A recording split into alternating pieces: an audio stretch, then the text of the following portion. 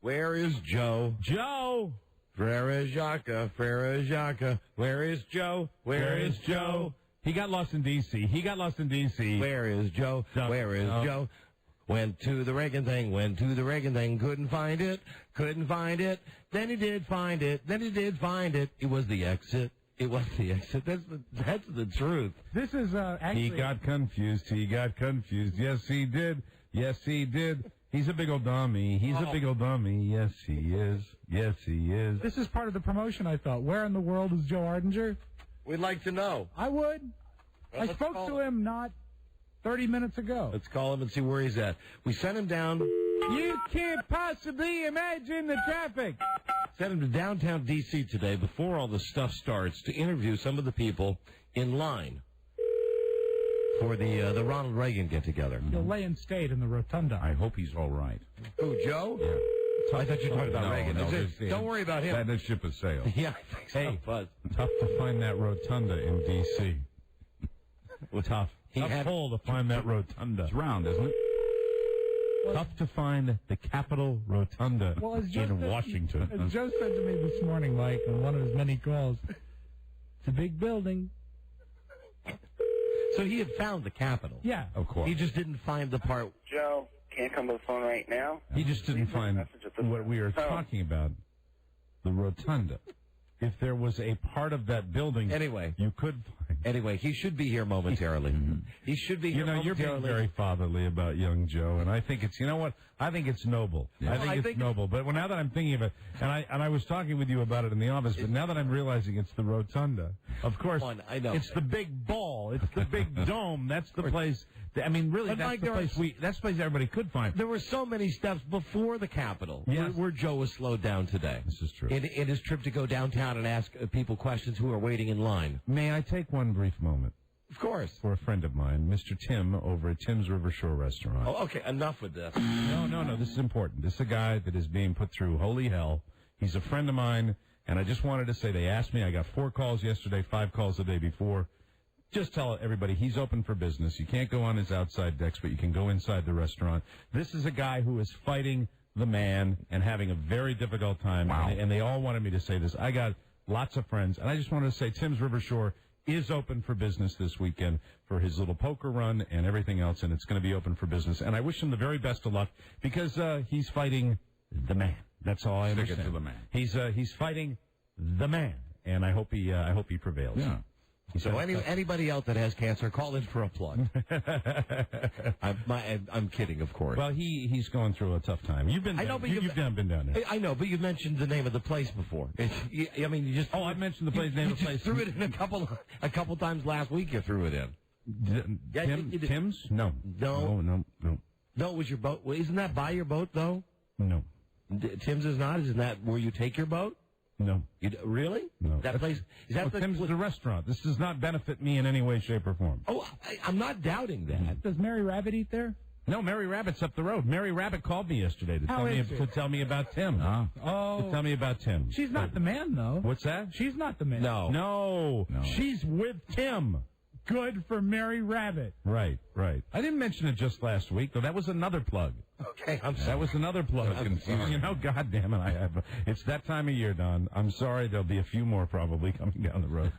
There's nothing I can really do about it. What, plugs or? Well, plugs, mentions and stuff like that. This is a little more important, though. This is a guy that's... Okay, all right. You know what's happening? I got where you're coming from. It's like any movie scene you would see, the way I look at it. Now, I'm not making any accusations or anything, but you know what it's like? What? It's like the big guy comes in and wants to push the little guy out. Mm-hmm. It's exactly what it's like. Same old story. And the big guy comes in, wait a minute, and the big guy wants to buy all the land. Hold on. What? So when you said the big man, the guy's not sick. No. Oh, well then... No, they basically they shut him down. Well, come on, you. This is a dear friend of mine who's being screwed, and I want to help him out and tell everybody that even though they came down and said, you can't eat out on the decks in here, that he's open for business. He's one of the greatest guys, and he has put more kids down there with summer jobs for 150 employees, and they're really putting it to him, and I hope he survives this. I really do. And, you know, the more you poo-poo this, the more I get my bandwidth up, you see, because he's a good guy. I'm not poo-poo. This isn't just this is not a plug. This is really something where a lot of people are concerned for this guy. This is a cause. Kind of, yeah. No, this is an infomercial. No. Well, then I should say it's Tim's River Shore Restaurant down off the Potomac River, and he's a wonderful man. There you go. Very, very good guy. And it is open, although they don't let you sit outside where everybody sits outside, where like 2/3 of his business is, because they said, no, you can't, because you don't have this. So that's that. Okay. So, you know. And he got whacked by the hurricane last year. I talked about that last year, too. I think you did. Yeah, I hope he does well. He's not doing well right now because they're putting it to him. Wow. They're putting it to the man. The man is putting it to him. The man knows that. Okay. All right. Okay. Wait till the next time you have one. I'm gonna make fun of it like you are. The next time. Seriously. Hold on. Seriously. Yes. I don't mind plugging your joint. I love plugging. Not my joint. No. I mean your joint. It's a friend of mine. No. I'm not talking about this guy. I'm talking about your guy. Yes. Your place with the plugs for your place. The man isn't, at this current time, the man isn't putting it to me. I understand. They probably will after this. No, they won't. Your business is fine. This is really, if I could go on about this, I would, because I know all about this. And you know what? This is this big, it just seems to me, and I'm not connecting any dots here, that this big behemoth company wants to buy all this area, sure. And all of these problems seem to crop up for this little guy that's got a little restaurant, and the big guy wants to come into town, and then all of a sudden they have all these paperwork problems. It just seems a little suspicious to me. Are you talking about CBS? No. No, that's not the big guy? No, but it could be the same scenario, Rob. Sure. Yes. It could be exactly the same scenario. It really could. And since you're doing that, I'm going to tell you what. I just took a seat. I just wanted to wait. You don't normally do that. I don't want to jump in. If this is important and important to start the show with, maybe I shouldn't have picked this time to do it. I don't know. I try to do the very best I can when I come in here. I try to do what's best for the show, what's best for my friends, what's best for me personally. Now, granted, not all the time can I do that, you know. I realize that maybe I can't do that all the time. Okay, I don't have anything to say. And happy birthday to Frida again, too, since I thought I'd throw that in there to just tie it all back together, get us right back on track. Happy birthday to Frida. Sorry I didn't get you a gift. Why bring her into this? I don't know. Obviously, this is of so little importance to you. I thought I'd bring something into your life like your wife who is important to you. No, listen. See, I don't have a wife currently, so my friends are my most important thing in my life. Okay, Tiger, I'm on your side. Mm-hmm. And tell me right now if you were listening. What's the name of the restaurant that I just mentioned? Tim's River Shack. Thank you. River Shore. Thanks. Tim's River Shore. River Shack. That's really nice. I didn't do it on purpose. That's really nice. Well, at least the guy's not sick. He's not sick. Well, he's depressed. Sure. Who wouldn't be? He's depressed. Yeah. I've called all the hospitals. Joe is not there. Joe is still. Where is Joe? We don't know. I hope he's all right. Let me try him one more time, and then I guess we'll start. I would think that he would have been listening and perhaps chimed in on the hotline at this point. You would think. Does he know the number? I didn't have the phone handy. I couldn't find the Capitol Rotunda. I'm starting to worry. Maybe your friend can hire Joe after we fire Joe. No, he hires better people than that. Oh, hey, Joe. Howdy, Joe. Joe, you found us. Joe, where are you, Joe? I'm just across Fairfax. I'm winding my way through a neighborhood because traffic all over the area is a mess. It is. And now I'm stuck in school zones with lots of kids and crossing guards. I mean, what a nightmare. What area of the region are you in, Joe? I'm literally about 2.5 miles from the station. I'm in the neighborhood across from Route 50. Joe, do you blame the man? No, not really. All right, Joe. And of the interviews that you did, how many people? Now, did you actually end up making it in line where people were in line to see Reagan? Yeah, I finally found the line. The line was very small, and about maybe not even 100 people in it when I finally found it. Really? I think it had just actually been formed because I asked cops for an hour or so where the line was, and their answers were pretty much like, when you see one of us with a gold braid across his cap, ask him. He'll know. You sound pretty uptight, Joe. I'm exhausted. I'm sunburned, and I don't feel too good. Why don't you feel too good? Because it's about 120 degrees on the mall today. Do you think you have heat exhaustion, sunstroke? Maybe. My face is awfully red. His face is awfully red. Wow. Well, so are ours, so get here fast, because we need that tape. I've got it. Okay. See you soon. What's the ETA on that, Joe? I am right at Route 50 and Oak Street. It's like honk for cash. Yeah, 5 minutes. We'll see you whenever you get here. 30 seconds. Hey, we could play Honk for Cash. No, we can't, Joe. We've not even started the show yet. Good day. Oh, and Joe? Yes. None of the computers in here will start without your password. Oh, okay, great. You understand that? So, like, all the 1, 2, 3, 4 screens are all blank right now. All right. Because you're the only one with a password. I'll fix it as soon as I get in. That would be helpful. Mike, do you want a chicken Caesar salad while I'm on my way over? No, Joe, get right back here with your tape. I appreciate that. Okay. Stay hydrated, Joe. Yeah, Joe, especially drink a lot of fluid if you're feeling ill. Hey, I will give it to the Capitol Police. They have a ton of water out for people, and it's all free. Oh, that's nice. That is Well, nice. there you On go. a day like this. Thank you, Joe. Drive carefully. Bye-bye. See ya. Bye-bye. See you soon. That's as, ramped up as he gets, don't you think? Yeah. That's tight. You got that this morning, didn't you, Rob? All morning, Mike. Yeah, Joe started, he was supposed to go, hold on, you know what? Can we just start the show? Maybe we should. Let's just start. Hey, now. There you go. Let's start it. That was a good opening. Hold on a second. What? You can call Don and Mike anytime from anywhere in America. 877-365-3636. They're ready to believe. Oh, kill them. I lost Julia. She's in back of them today. I feel like a parent in a grocery store.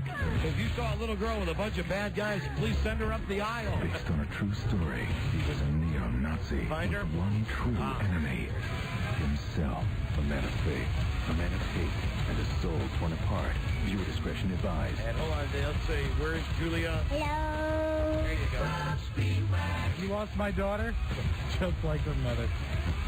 Good afternoon, Mr. and Mrs. Rotunda, and all the ships to see. I'm kidding, of course.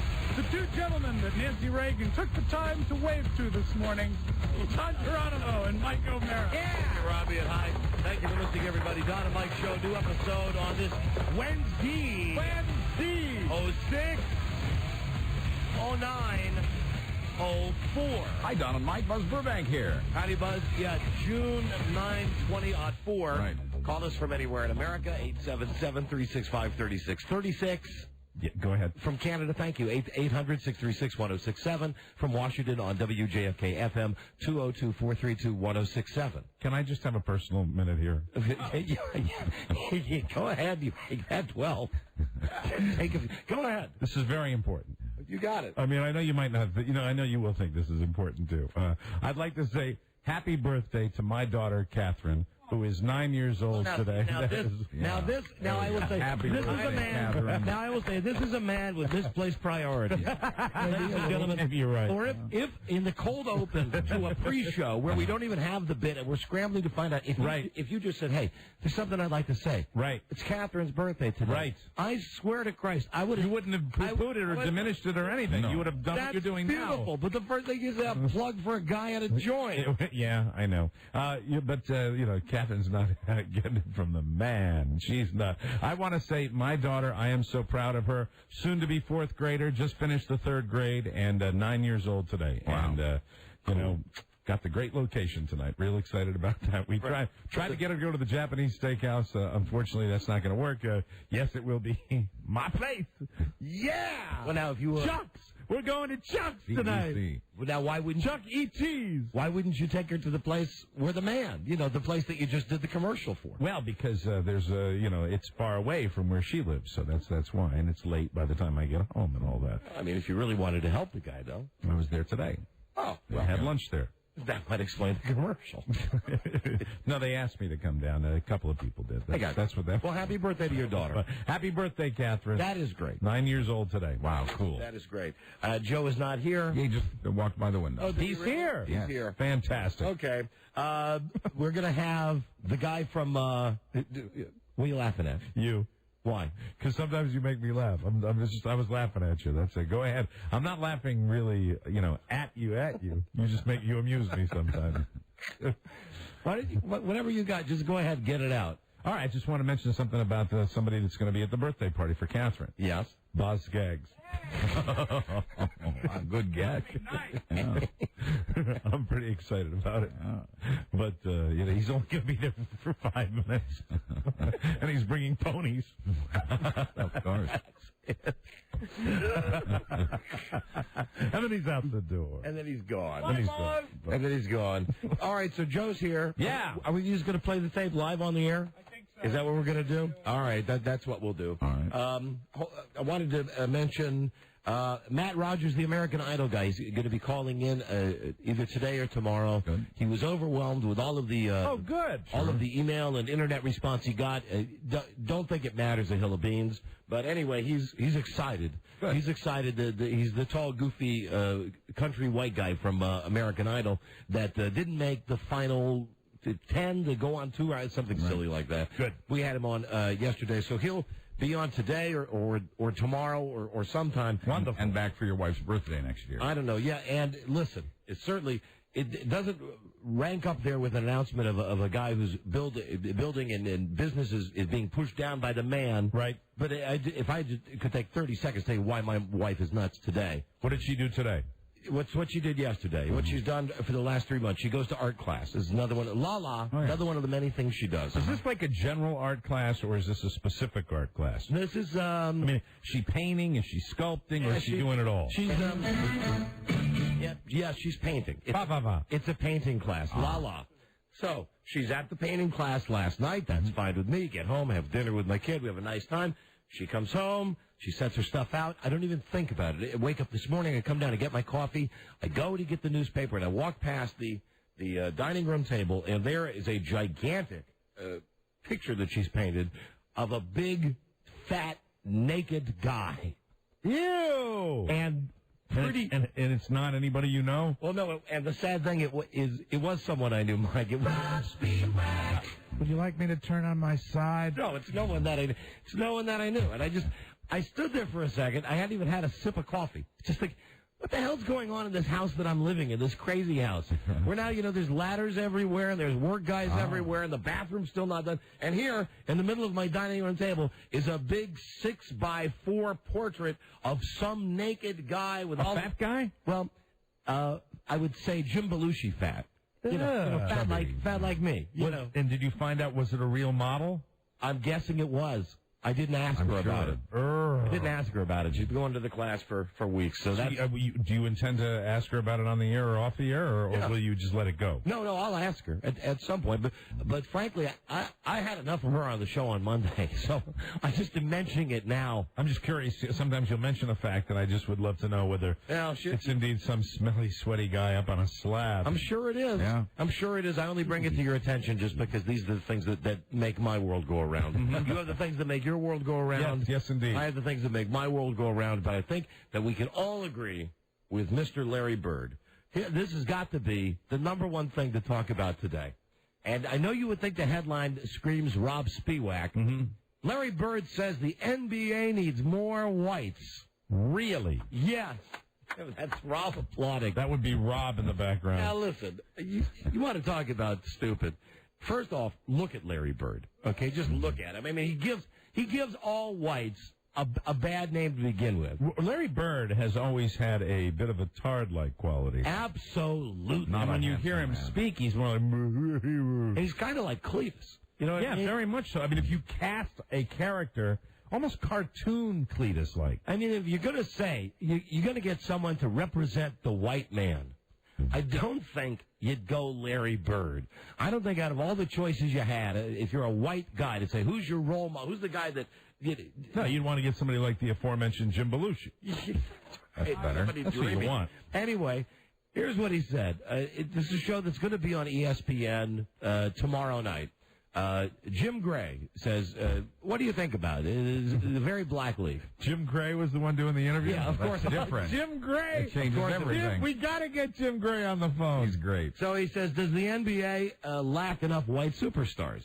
And that's a question. It's a loaded question. So Jim Gray said, well, see, Jim Gray's question is kind of nasty. Always are. But this is where the athlete or the person on the spot has to be smart enough to know, hey, he's laying a trap, and say, no, listen, Athletes are athletes. I like the NBA the way it is. The color of a man's skin doesn't matter, blah, blah, blah.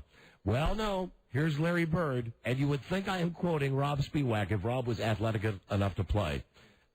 Well, I think so. Does the NBA lack white superstars? Well, I think so. You know, when I played, you had me and Kevin McHale and some others throughout the league.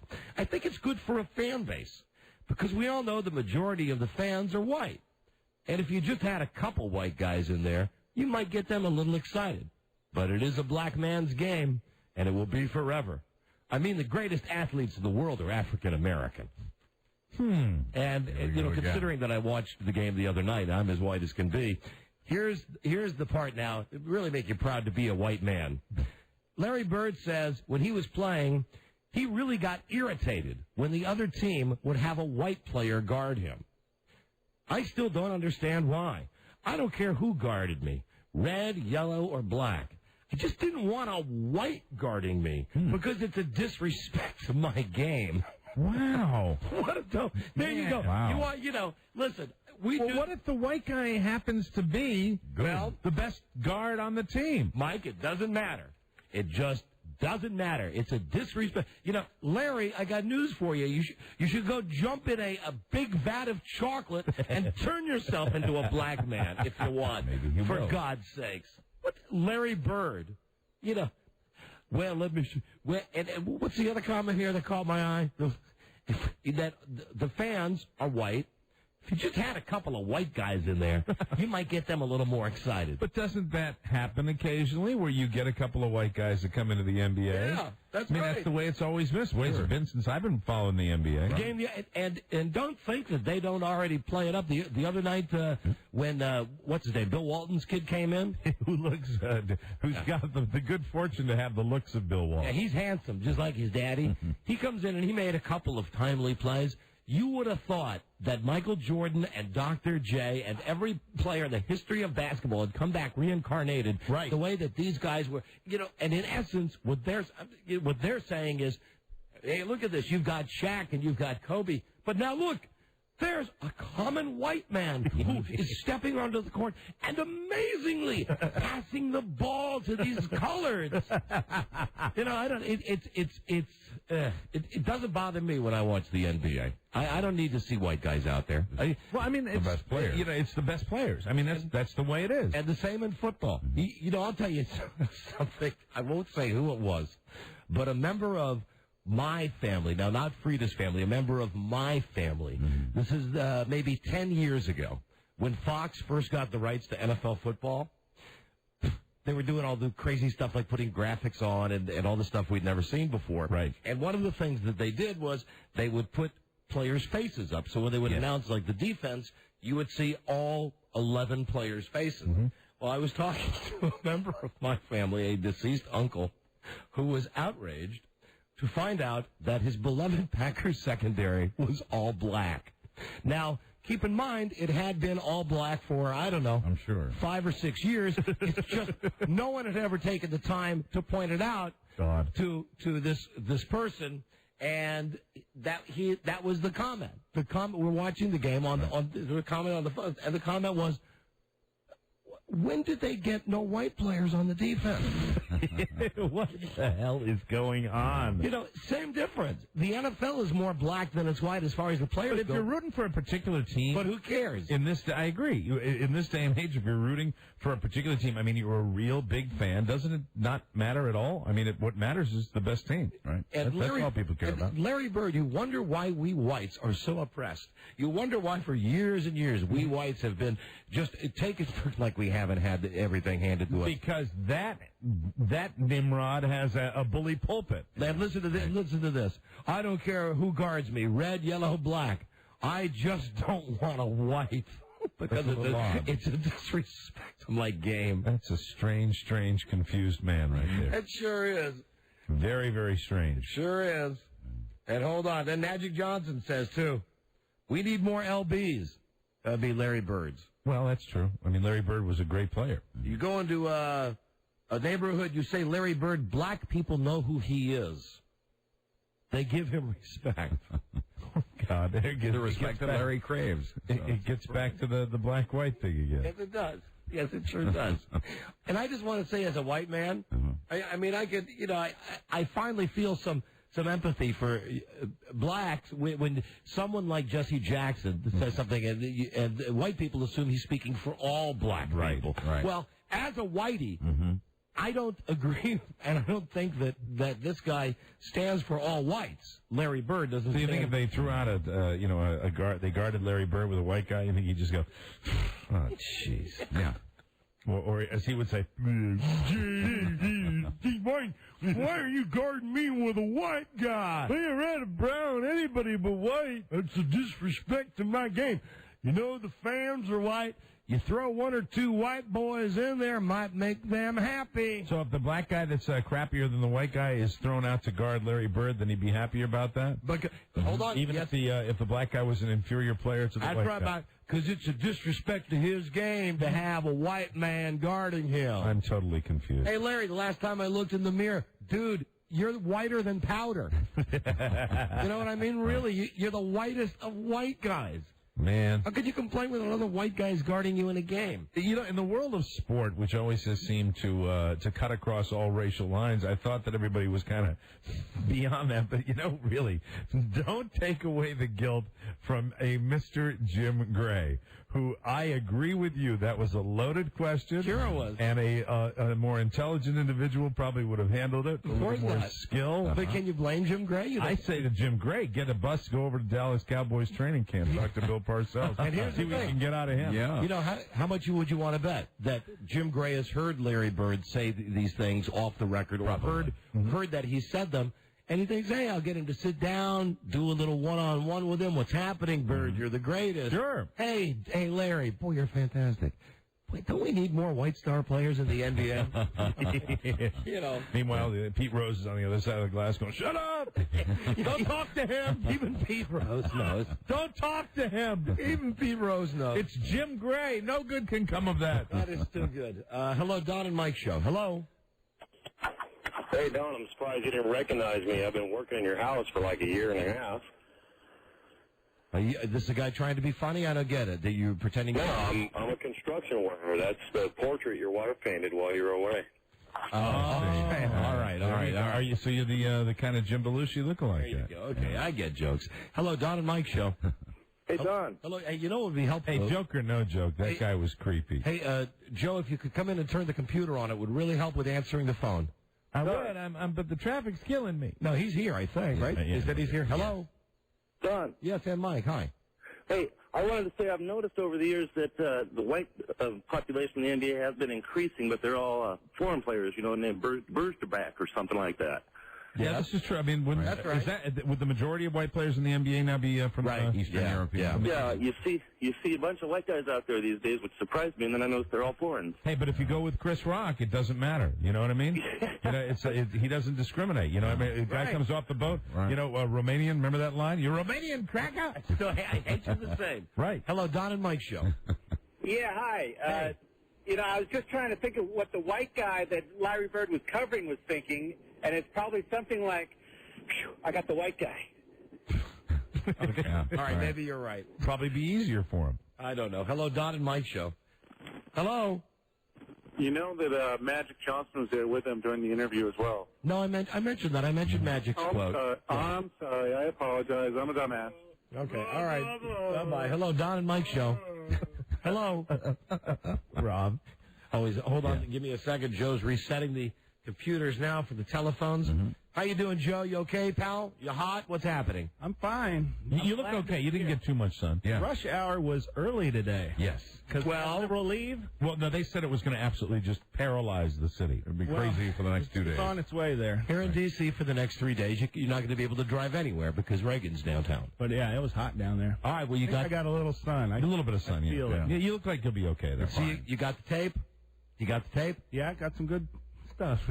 How did people react to Joe Arden's You're American? When I got to the line, because the line was small, Yeah? It got uncomfortable at points. Oh, my goodness. Because also all the legitimate media were down there, interviewing patriotic Americans. Not that you're not legitimate media with your And a patriotic American. Both. American. Right. But with your 106.7 Miller Lite shirt on. it was kind of cheesy because, they were all down there with the cameras and the microphones interviewing little 3-year-olds and stuff like that. And it was just, and there I am asking the questions. Brilliant questions. Yes, great. Brilliant questions. Well, asking the questions that needed to be asked. It's a tough question. And the holes in your shirt, were they there before you started today? Yeah, they were, because I knew I was going to sweat through this shirt like 4 or 5 times, which I did. Right. So I actually brought a shirt that's a little better, because I was like, I'm just going to wear a rag. So that's your backup shirt. This is not my backup shirt. This was the shirt I wore. He's still wearing the original shirt. Was it You're holding out hope there for just a second. I know you were. My hope would be that when you were meeting people, that your backup shirt would be the shirt that has the discernible holes in it, and that you would wear a shirt that doesn't have holes in it when you're going to be interviewing people. Well, I was going to work. Actually, I was going to work it that way, except for I realized that the shirt that I had originally, it was a Redskins radio shirt. Which would have identified you as, what, a Redskins fan? Redskins radio. Oh, you didn't want to be identified with the Redskins. Okay. Might have been uncomfortable for some people in the state. Right. No, I get what you're saying, because if you had asked something and someone had said something, well, then Dan Snyder would have called. Some guy from Redskins radio asked me. Yes. There you go. So now they'll say some guy from Miller Beer. That was smart. Good There thinking. you go. That's And per Rob's request, I did some singing on the way down. Thank you. Oh, good. Very good. Good. Will you turn on the computers, and then, now, are we going to have to hear this tape directly from the cassette deck? Joe? Yes. Oh, thank you. Or Rob? Either one? It'll be played out of a production room, and John will just hit start when you want it. So there will be no editing on this tape? No, it's oh my. Solid, baby. It's just Joe. Hello, Don and Mike show. Hey, Don and Mike. I've heard of my fair share of white men and black men and even yellow brothers playing in the NBA, but I've never heard of a red brother playing basketball. I believe, yeah, okay, bye, see ya. That was Larry Bird. It wasn't us. I got you. Are there any Native Americans playing in the NBA? Well, there's Chief Duncombe High. I bet there have been Native Americans that have played in the NBA. Just didn't know. Right? There's some Native Americans that have played baseball, Major League Baseball. I think Johnny Damon of the Red Sox is part Native American, I think. Maybe. I might be wrong. There was that great player, Clyde the Glide Yellowstain. He was a big one, a big Native American who played basketball. Big, tall as Paul Bunyan. He was gigantic. Then, of course, there was Dr. T.P. That's a good one. Doctor. And then, of course, his brother, the guy that had the problem with the gun, is Dr. Peepee. Dr. Teepee's brother, Dr. Peepee. Joe's tape. We shouldn't wait. We'll take a break. We'll come back, and we'll hear what he said, because we got some questions, and we'll see what he did down at the Reagan funeral today. That's right. And, of course, my favorite, stands with a fro. You what? Stands with a fist. Stands with a fro. Yeah. Okay. I guess I went to the well one too much. It was Teepee was good. Teepee, I should have just left it. Dr. Teepee was good. Yeah, I think I'm feeding off of Joe's heat stroke. We will be right back. This is the Don and Mike Show. Thank you very much, Bob. Chad, tell us about that pitch. I can't do it. As a team, we kind of decided that, we because of what happened with Pete, we're not going to talk out here on the field. I do want to say that was for you, though, Grandma. Thanks. And Chad, you don't want to talk about the home run? All right, Bob. Back upstairs to you. The Don and Mike Show. There he was, the great Jim Gray. Don't give me your problem. They respectfully decline. Right. Don Geronimo and Mike O'Mara. That was one time Jim Gray was interviewing some guy, and the guy just, walked off the interview. Yeah, they said that they boycotted Jim Gray because he caused all that controversy by asking Pete Rose the tough question. Right. Yeah, and look how wrong Jim Gray was about that. Yeah, now, I don't know that guy Chad. I'm not sure what Chad we're talking about in baseball, but Jim Gray, he's still standing. He's around. He is. He's still setting his trap. Hey, I just want to know. For dumb white guys. Back up to you, Pup. I'm Jim Gray. Hey, Jim, I'm Larry Bird. How are you? Hey, listen, what do you think about the lack of whites in the NBA? And you hear that line going, it's a strike. You're so right. We just need to put a couple white boys in the stands. It's a disrespect to my game, Jim. Thanks, Larry. Thanks for answering the tough questions. I'm Jim Gray. Jim, you're so little. But you know what I like about you? You're white. However, if they ever sent you in a game to guard me, that would be disrespectful. Yeah. Not because you're small and diminutive, but because you're white. Thanks, Larry. Back up the bus. I don't have a problem with that. Remember when we'd have dinner with that guy, and he's like, his whole tone is always like that. What's the matter with you guys? Pretty interesting. Is that what you really think? Is that what you really think? Have we ever met someone rap tighter than him? He was not necessarily the most pleasant individual I've ever had the pleasure. But it was a very... He was not an unpleasant. I thought he was entertaining. He was always on, I thought. It was right? He's the same. It was a rewarding meal because he kept giving, and I kept just saying, wow. Yeah. I think we all came away with the same feeling. We didn't dislike him. No. But he was not comfortable to be around. And he's good on our show, which is what we really care about. He's great on our show, and he was interesting. And down in New Orleans, Louisiana, he was interesting. He's been in the business for, 30 years, and he's saved every media credential he's ever got. Good sakes, that BA. was your thought. Come on, pick up the phone. Never mind. BA, I'm going to use the radio as an intercom now. Book Jim Gray. Book Jim Gray. When he gets Larry Bird to say that there are not enough whites in the NBA. Now, Joe, here we go with Joe downtown. Yeah. Did we ever? We're so disorganized today because Joe was hours late. Yeah, he got caught up in the quagmire that is downtown Washington D.C. The list of questions. Do we have them? I think Joe should have. You got those, and I think the tapes will come up on BTS 2. Okay, I got it. So Johnny, if you're in the other room, roll that cassette tape. And just go on verbal commands here. All right, let's see what happens. And tape, play. Isn't this how you thought it would be in the year 2004? Now play the tape.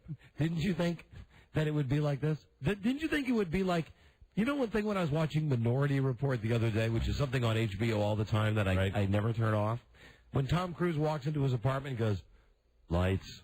And the lights go on. Yeah, you get that feeling that it's really modern. Didn't you think that would be happening by now? Don't you think we're a little behind the curve? Yeah, oh, absolutely. We are. I mean, we're still enjoying frosted Pop-Tarts. I'm still saying. And what's wrong with this world? Tape on. Oh, is it not set up right? It should be. There you go. Hey, here's speaking of happy, here's Wendell Hall. How you doing, buddy? Hey, Wendell. Let's try this one. Try that one? Yeah. All right. Got it. There it is. Thank you very much, Wendell. Check test 1, 2, 3, 4. Yay. If I was in L.A.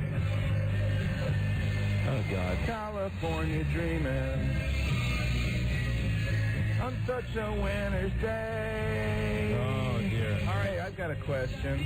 What's that? Why would you play this song on one of the hottest days of the summer? Okay, Joe's thoughts. Joe's thoughts. All right, let's. Down on my knees. We're just going to have to fast forward. Oh. Can I have this for my car? I know you love these. Joe Mo. Wow. I know you love these behind-the-scenes segments with Joe. Can you dig it?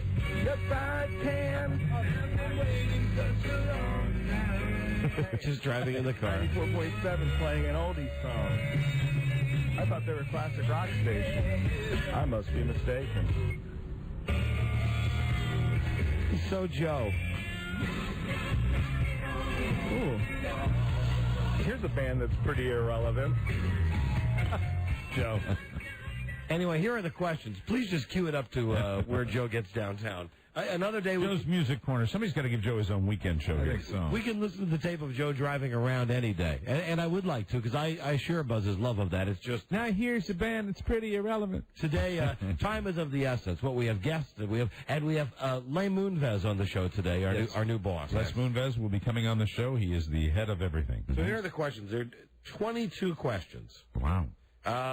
Are you here to... hi, I'm Joe from the first season of American Idol.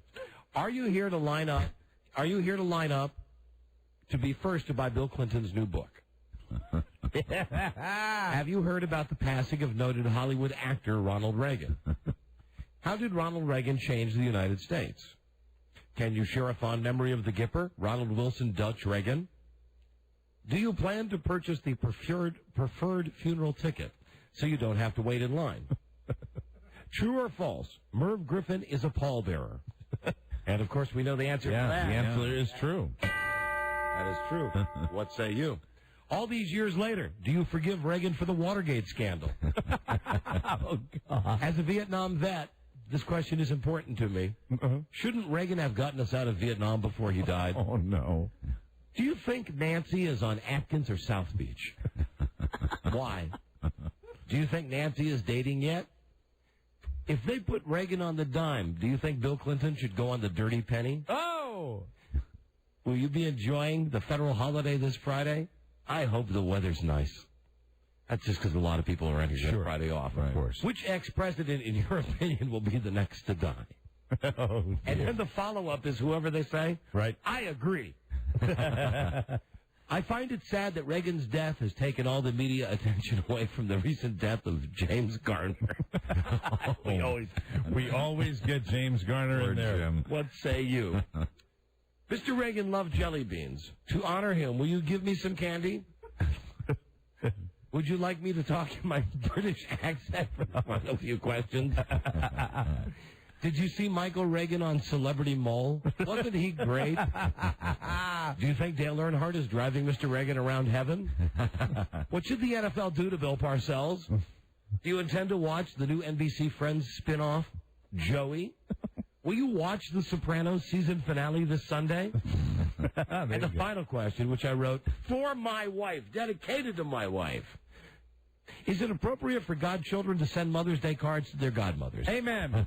So having said there they all are. Can't wait. Joe's downtown. Joe Mose. This is one time. We're great to be in the most powerful city in the world. This is why it's happening. This is it. People were waiting in line, and now let's hear Joe talking to people waiting to see Reagan's casket. They won't even be able to till 7 tonight. Is that it? I believe they'll be waiting in line for a long time. Hundreds of people, thousands of people are showing up for this. So let's go ahead. If you've queued it up to past Joe, here we go. Hi, here we go. I'm Joe from the first season of American Idol. May I ask you a few questions taped for broadcast on CBS Radio?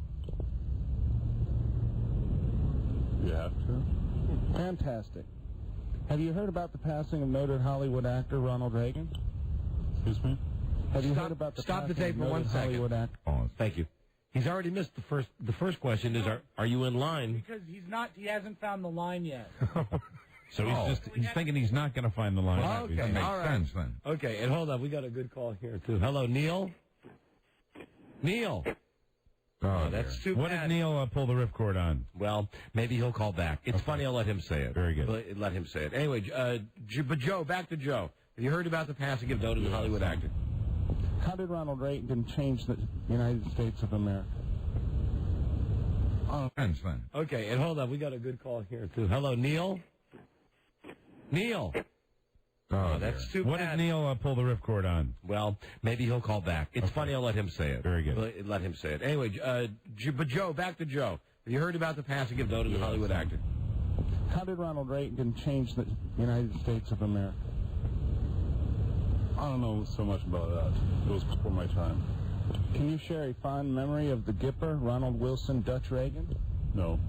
No. Do you plan to purchase the preferred funeral ticket so you don't have to wait in line? No. True or false? Merv Griffin is a pallbearer. Probably false. After all these years later, do you Stop the forgive tape again. No matter what they say, true or false, he was supposed to say true and then say, what say you? This is a warm-up. Maybe he's experiencing heat stroke. Okay, roll it again. Keep going. Watergate scandal? Don't know anything about it. Do you forgive him? As a Vietnam vet, this question is important to me. Shouldn't Reagan have gotten us out of Vietnam before he did? I think so, yeah. Do you think Nancy Reagan is on Atkins or South Beach? Why? No idea. Do you think Nancy is dating yet? No idea. If they put Reagan on the dime, do you think that Bill Clinton should go on the dirty penny? No idea. How will you be enjoying the federal holiday this Friday? I hope the weather's nice. Just hang out, have a nice time, do nothing. Which ex-president, in your opinion, will be the next to die? I have no idea. Oh, come I on. agree. This guy's fun. I find it sad that Reagan's death has taken all the media attention away from the recent death of James Garner. What say you? Nothing. Mr. Reagan guy's loves from jelly another beans. country. To honor him, will you give me some candy? Sure. Would you like me to talk in a British accent for the final few questions? Oh, Joe. Try to, yeah. Did you see Michael Reagan on Celebrity Mole? Wasn't he great?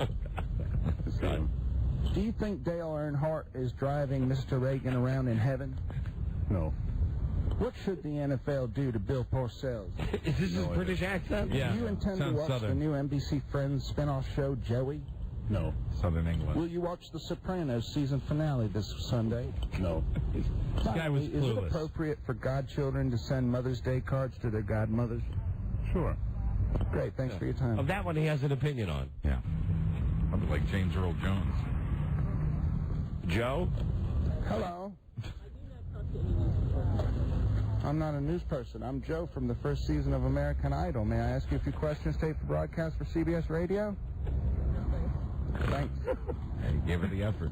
I like that. I'm not from the press. I'm Joe from the first season of American Hello, Idol. I'm Joe from the first season of American Idol. May I ask you a few questions taped for broadcast on CBS Radio?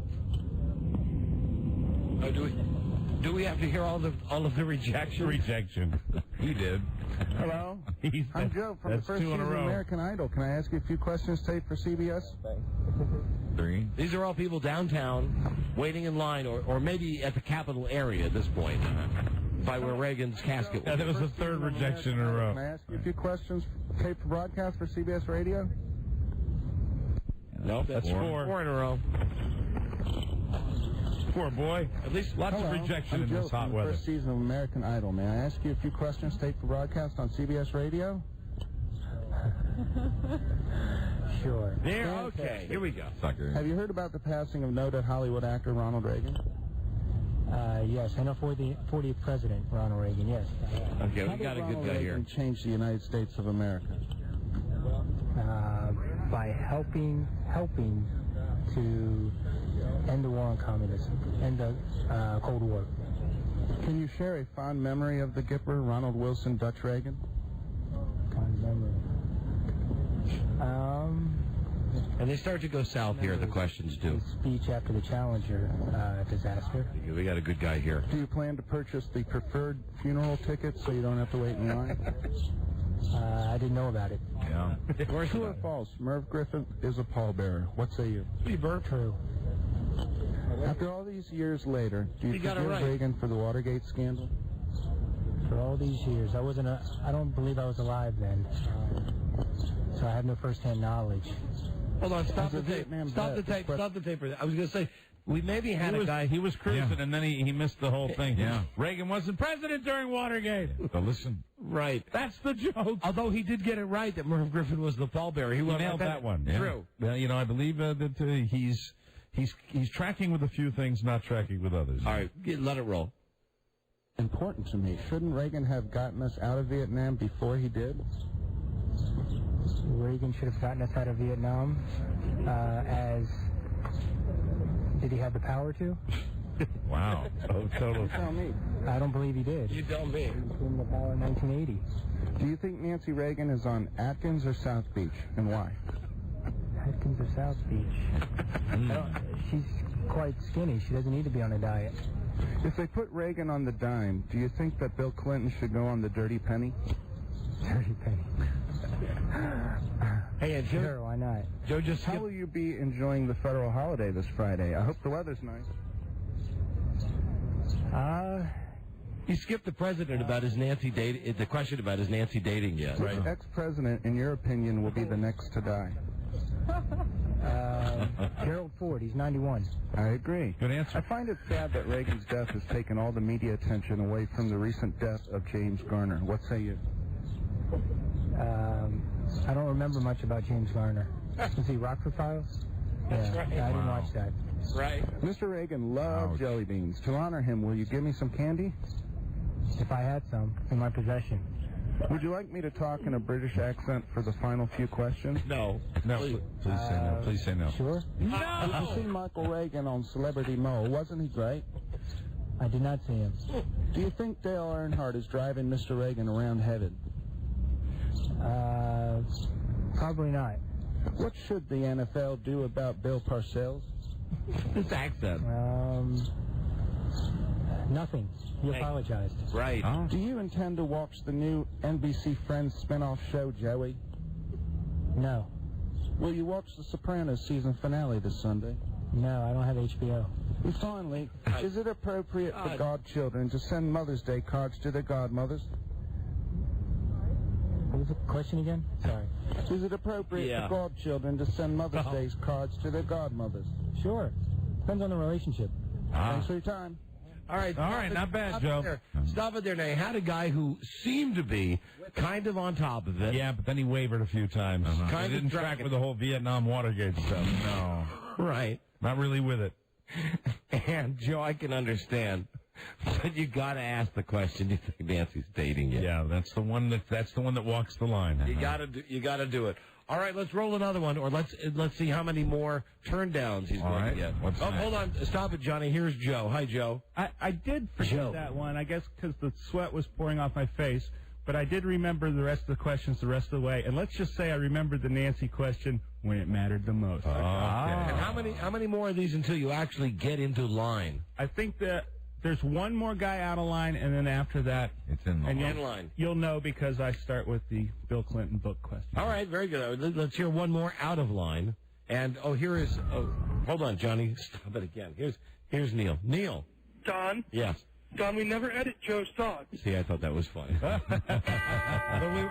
like that mini-skirted mama. All right, get out of here. She sure looks sexy. Get out of here. All right, roll it. Let's hear if he strikes gold. Hello, I'm Joe from the first season of American Idol. May I ask you a few questions taped for broadcast on CBS Radio? Sure. Here we go. Fantastic. All right. Have you heard about the passing of noted Hollywood actor Ronald Reagan? How did Ronald Reagan change the United States of America? Multiple ways. Just Reaganomics is one way you can look at it. Can you share a fond memory of the Gipper, Ronald Wilson Dutch Reagan? No. Wait, say it again. Who was that? The Gipper, Ronald Wilson Dutch Reagan. That was his name? Fond memory. The Evil Empire.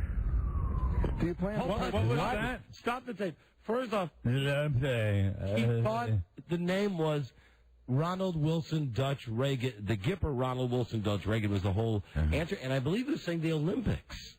I don't know. Evil Empire. Oh, Evil Empire. Oh, that makes sense. Well, Evil so Empire. Garbled and mumbling. All right, roll it again. Just roll it. I'm sorry. Ticket so you don't have to wait in line. No, I did not. No. True or false? Merv Griffin is a pallbearer. What say you? True. After all these years later, do you forgive Reagan for the Watergate scandal? Was he involved with the Watergate scandal? Yes. As a Vietnam vet, this question is important to me. Shouldn't Reagan have gotten us out of Vietnam before he did? Reagan was involved in Vietnam. There you go. Good for you. Do you think Nancy Reagan is on Atkins or South Beach, and why? South Beach. Do you think Nancy is dating yet? No. If they put Reagan on the dime, do you think that Bill Clinton should go on the dirty penny? Nah. How will you be enjoying the federal holiday this Friday? I hope the weather's nice. Me too. Yeah, Which come on. ex-president, in your opinion, will be next to die? Carter. I agree. I find it sad that Reagan's death has taken all the media attention away from the recent death of James Garner. What say you? I agree. Mr. Reagan loved jelly beans. To honor him, would you give me some candy? I don't have any. So. Now, here's the part where... Would you like me to talk in a British accent for the final few questions? No. Please say no. Did you see Michael Reagan on Celebrity Mole? Wasn't he great? Yeah, soon. Do you think Dale Earnhardt is driving Mr. Reagan around in heaven? Probably. What should the NFL do to Bill Purcell? Good question. Do you intend to watch the new NBC Friends spin-off show, Joey? I do. Will you watch the Sopranos season finale this Sunday? I will. Finally, is it appropriate for godchildren to send Mother's Day cards to their godmothers? It is. Thank you for your time. Wow. Stop it right there. Oh, man. Stop it right there. I tell you, I love the British accent. When we come back to this later in the show, what we'll do, and see, we didn't have the time to edit this tape before we got on the air today. We just threw it in there. Yeah. We'll go right to Joe in line. Sure. Because that's really where... We'll see what happens there. Where the rubber's going to hit the road. Right. We have to break down because we have prepared comedy. Not that this isn't fine prepared comedy. Absolutely. We have prepared comedy coming up in our next break. A comedy troupe. Hey, Mr. President. Yeah, it's some kind of political mumbo jumbo where one guy pretends he's Elvis and there is a liberal Elvis and a conservative Elvis. Jesus. It's the cornerstone of the act of Southern Discomfort. Jesus. Southern Discomfort. We have 3 members from the troupe representing today. I hope they're going to be theatrical. They are. Oh, they've been booked on our show with the thought, and true enough, that they're going to perform. Yes, as long as we let it go, that we are in love with political singing and dancing humor. Amen. Sure. And we were going to have this comedy troupe perform for us. And anything you call a comedy troupe. It couldn't be worse than Joe's British accent. Nothing could be worse than Joe's British accent. I'm listening to those questions, not caring if anybody says anything about Nancy Reagan or about James Garner. Just please say no. Do you want me to speak in my British accent? And the way it's structured, he's probably not going to get any no's. People love that. So. I think so. I wish Mike Wallace would try that occasionally. I'm Mike Wallace for 60 minutes. So when we come back, well, what's the name of the troupe, Robbie? It's the Southern Discomfort. Southern Discomfort, yeah, Don. troupe. Thank you, Mike. We'll be right back. This is the Don and Mike Show. Derek? What do you want? Actually, I'm trying to talk to Mugatu, but he's tougher to get to than the president. Oh, thought you were going to tell me what a bad Googleizer I am. A what? A Googleizer? One who speaks at funerals? Or did you think I'd be too stupid to know what a Googly was? The Don and Mike Show. Hello? You can call Don and Mike anytime from anywhere in America. 877-365-3636. They're ready to believe you. Right. Hello. Oh, that was just Joe saying hello. Hello. Hi, Joe. Proof that comedy doesn't need to be funny. The Don and Mike Show. Joe. Right. All right. Joe's tapes. We've queued them up now to the part where he's actually in line. Very good. Okay, with the people. And we'll get to them in a moment. Very good. Also today, Leslie Moonves on the show. Wow. Leslie Chen, excuse me, from CBS. Yes. Tomorrow on the show, do you watch the show for love or money? Don't feel bad if you say no. No. Good, because I would call you fags if you did. It's the latest. Well, then, yes, I do. It's the latest, whatever. One guy, 20 girls. Sure. They're out to screw, not literally, No. but you never know. They're out to screw him or he's out to screw them, and he might get $1. Now, are you saying he's out to get them in trouble or make their lives hell? Is yes, what you're saying? yes, or they to him. Very good. And he could end up with $1 or $1 million. $1 million, Mr. Powers. I don't know, but that's the guy. And now the guy, you got the third one? No, he's still not answering. Well, we have to go with 2 of these guys. All right. It's the magic of live improvisational theater. Improvisation! Now, as you know, Mike and I before we get them on the air, I just got to get it out of my system. We love musical theater and musical comedy. Of course we do. We support the arts. We do indeed. And now I think I'll be able to do this with a straight face. All right, We're very not using good. fake voices or anything. You think we'll get some real shtick here? Oh, they're prepared to perform. All right, let's give them a chance. Let's welcome now to the Don and Mike show. Who's here now? Is it Alan and Stewart? Alan and Stewart. Alan? Yes. Alan Friedman and Stewart Young? That's right. Yes. And you guys are part of Southern Discomfort? That's Yes, correct. very much. Yes. Now, let me just say. Oh, see now, Mike. He's already jumping right in. I love this about theater people. I know theater people are wonderful. There's no business like show business. I'm the conservative Elvis. If I could just say, thespians do it in the theater, and leave it at that. Yeah. What we have here now, Mike. You know. Now, who's the guy with the low voice? Is that you, Alan? No, unfortunately, that's not. That's Stewart. All right, Stewart Young, you are the conservative Elvis. Yes, I am. And there's nothing that we love more than good political humor. Absolutely, and we have for years, from Mrs. Foggy Bottom to Mark Russell to the Capitol Steps. Good for you for remembering this is Foggy Bottom. Thank you very much. And we love political humor mixed with satire, mixed with good old-fashioned American song and dance. Folk music, Don. Folk music is what we got. We understand that you're debuting a new show very soon, and one of your routines. Is it called The Mighty Wind? No. One of the routines. It's not Best in Show, is it? No. Waiting for Guffman. Yes, there you go. There you go. Right. Now, do either one of you guys have a guitar with you right now? No, that would be a cappella. A cappella. All right. Well, here without further ado, ladies and gentlemen, prepare to be entertained with the Republican Elvis and the Democratic Elvis. Here are the comedy troupe, Southern Discomfort. The stylings of Southern Discomfort. Please laugh. Should I go first? Yeah, yes, Stuart, please do. Thank you very about much. the Republican strategy for winning the South.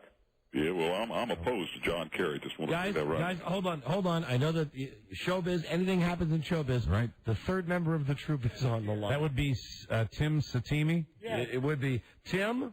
Hello, man. What's happening? Are you the liberal Elvis? He's the liberal. Oh, thank you very much. I surely am. Yeah. All right, but listen, either way, ladies and gentlemen. I have to be honest with you. It wasn't working without the liberal Elvis. That's right. Now maybe the whole thing will come together. Alan, Stewart, and Tim. Here they are from Atlanta. Southern Discomfort. Yeah. Thank you very much. Thank you. Love my gender candidates. At us, please don't scoff. I turned our microphones off. Yeah. We're white males, love NASCAR, and we're generally pissed off.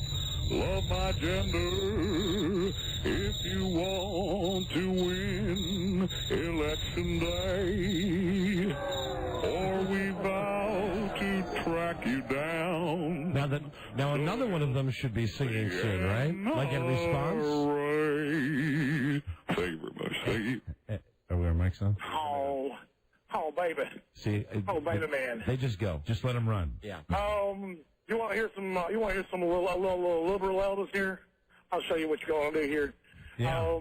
Now that the baby boomers are becoming senior folk, our body functions foul up. I tell you, that's no joke. Please don't drool, 'cause that's not cool.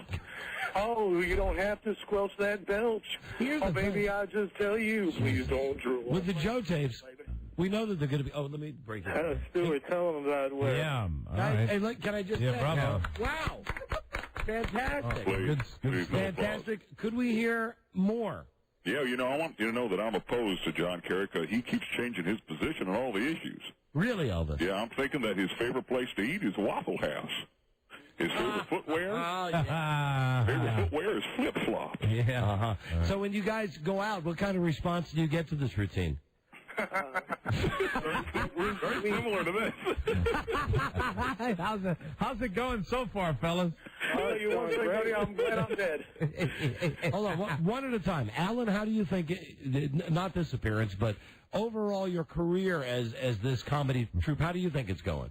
Well, I'm going to give up my day job at McDonald's almost any time now. All right, Stuart, what do you think, really? Come on, don't try to be a Weisenheimer like Alan. I'm sorry. Stuart, what do you think? I think that we're very, very warmly received. And where have you been performing, guys? We actually have opened for Ray Charles at the Atlantic Civic Center. And how did that go? It went great, actually. Okay, all right. People were pleasantly surprised. And Tim, how do you think this whole Southern Discomfort thing is going over? Well, to be honest, as the new guy, I'm glad I'm Elvis and I'm not dead. So when you do this, you guys do improv primarily? Is that what it is? Well, we're scripted for musical satire, like the Capitol Steps. No. I understand you have songs. Do you have a song about Martha Stewart called Jailhouse Crook? Jailhouse Cook, yes. Oh, by golly, we sure do. Oh, here we go. Can we hear a little Jailhouse Crook? Ladies and gentlemen, Southern Discomfort. Bum, bum. We need a little band, a little rock in here. We're short. Martha Stewart checked into the county jail.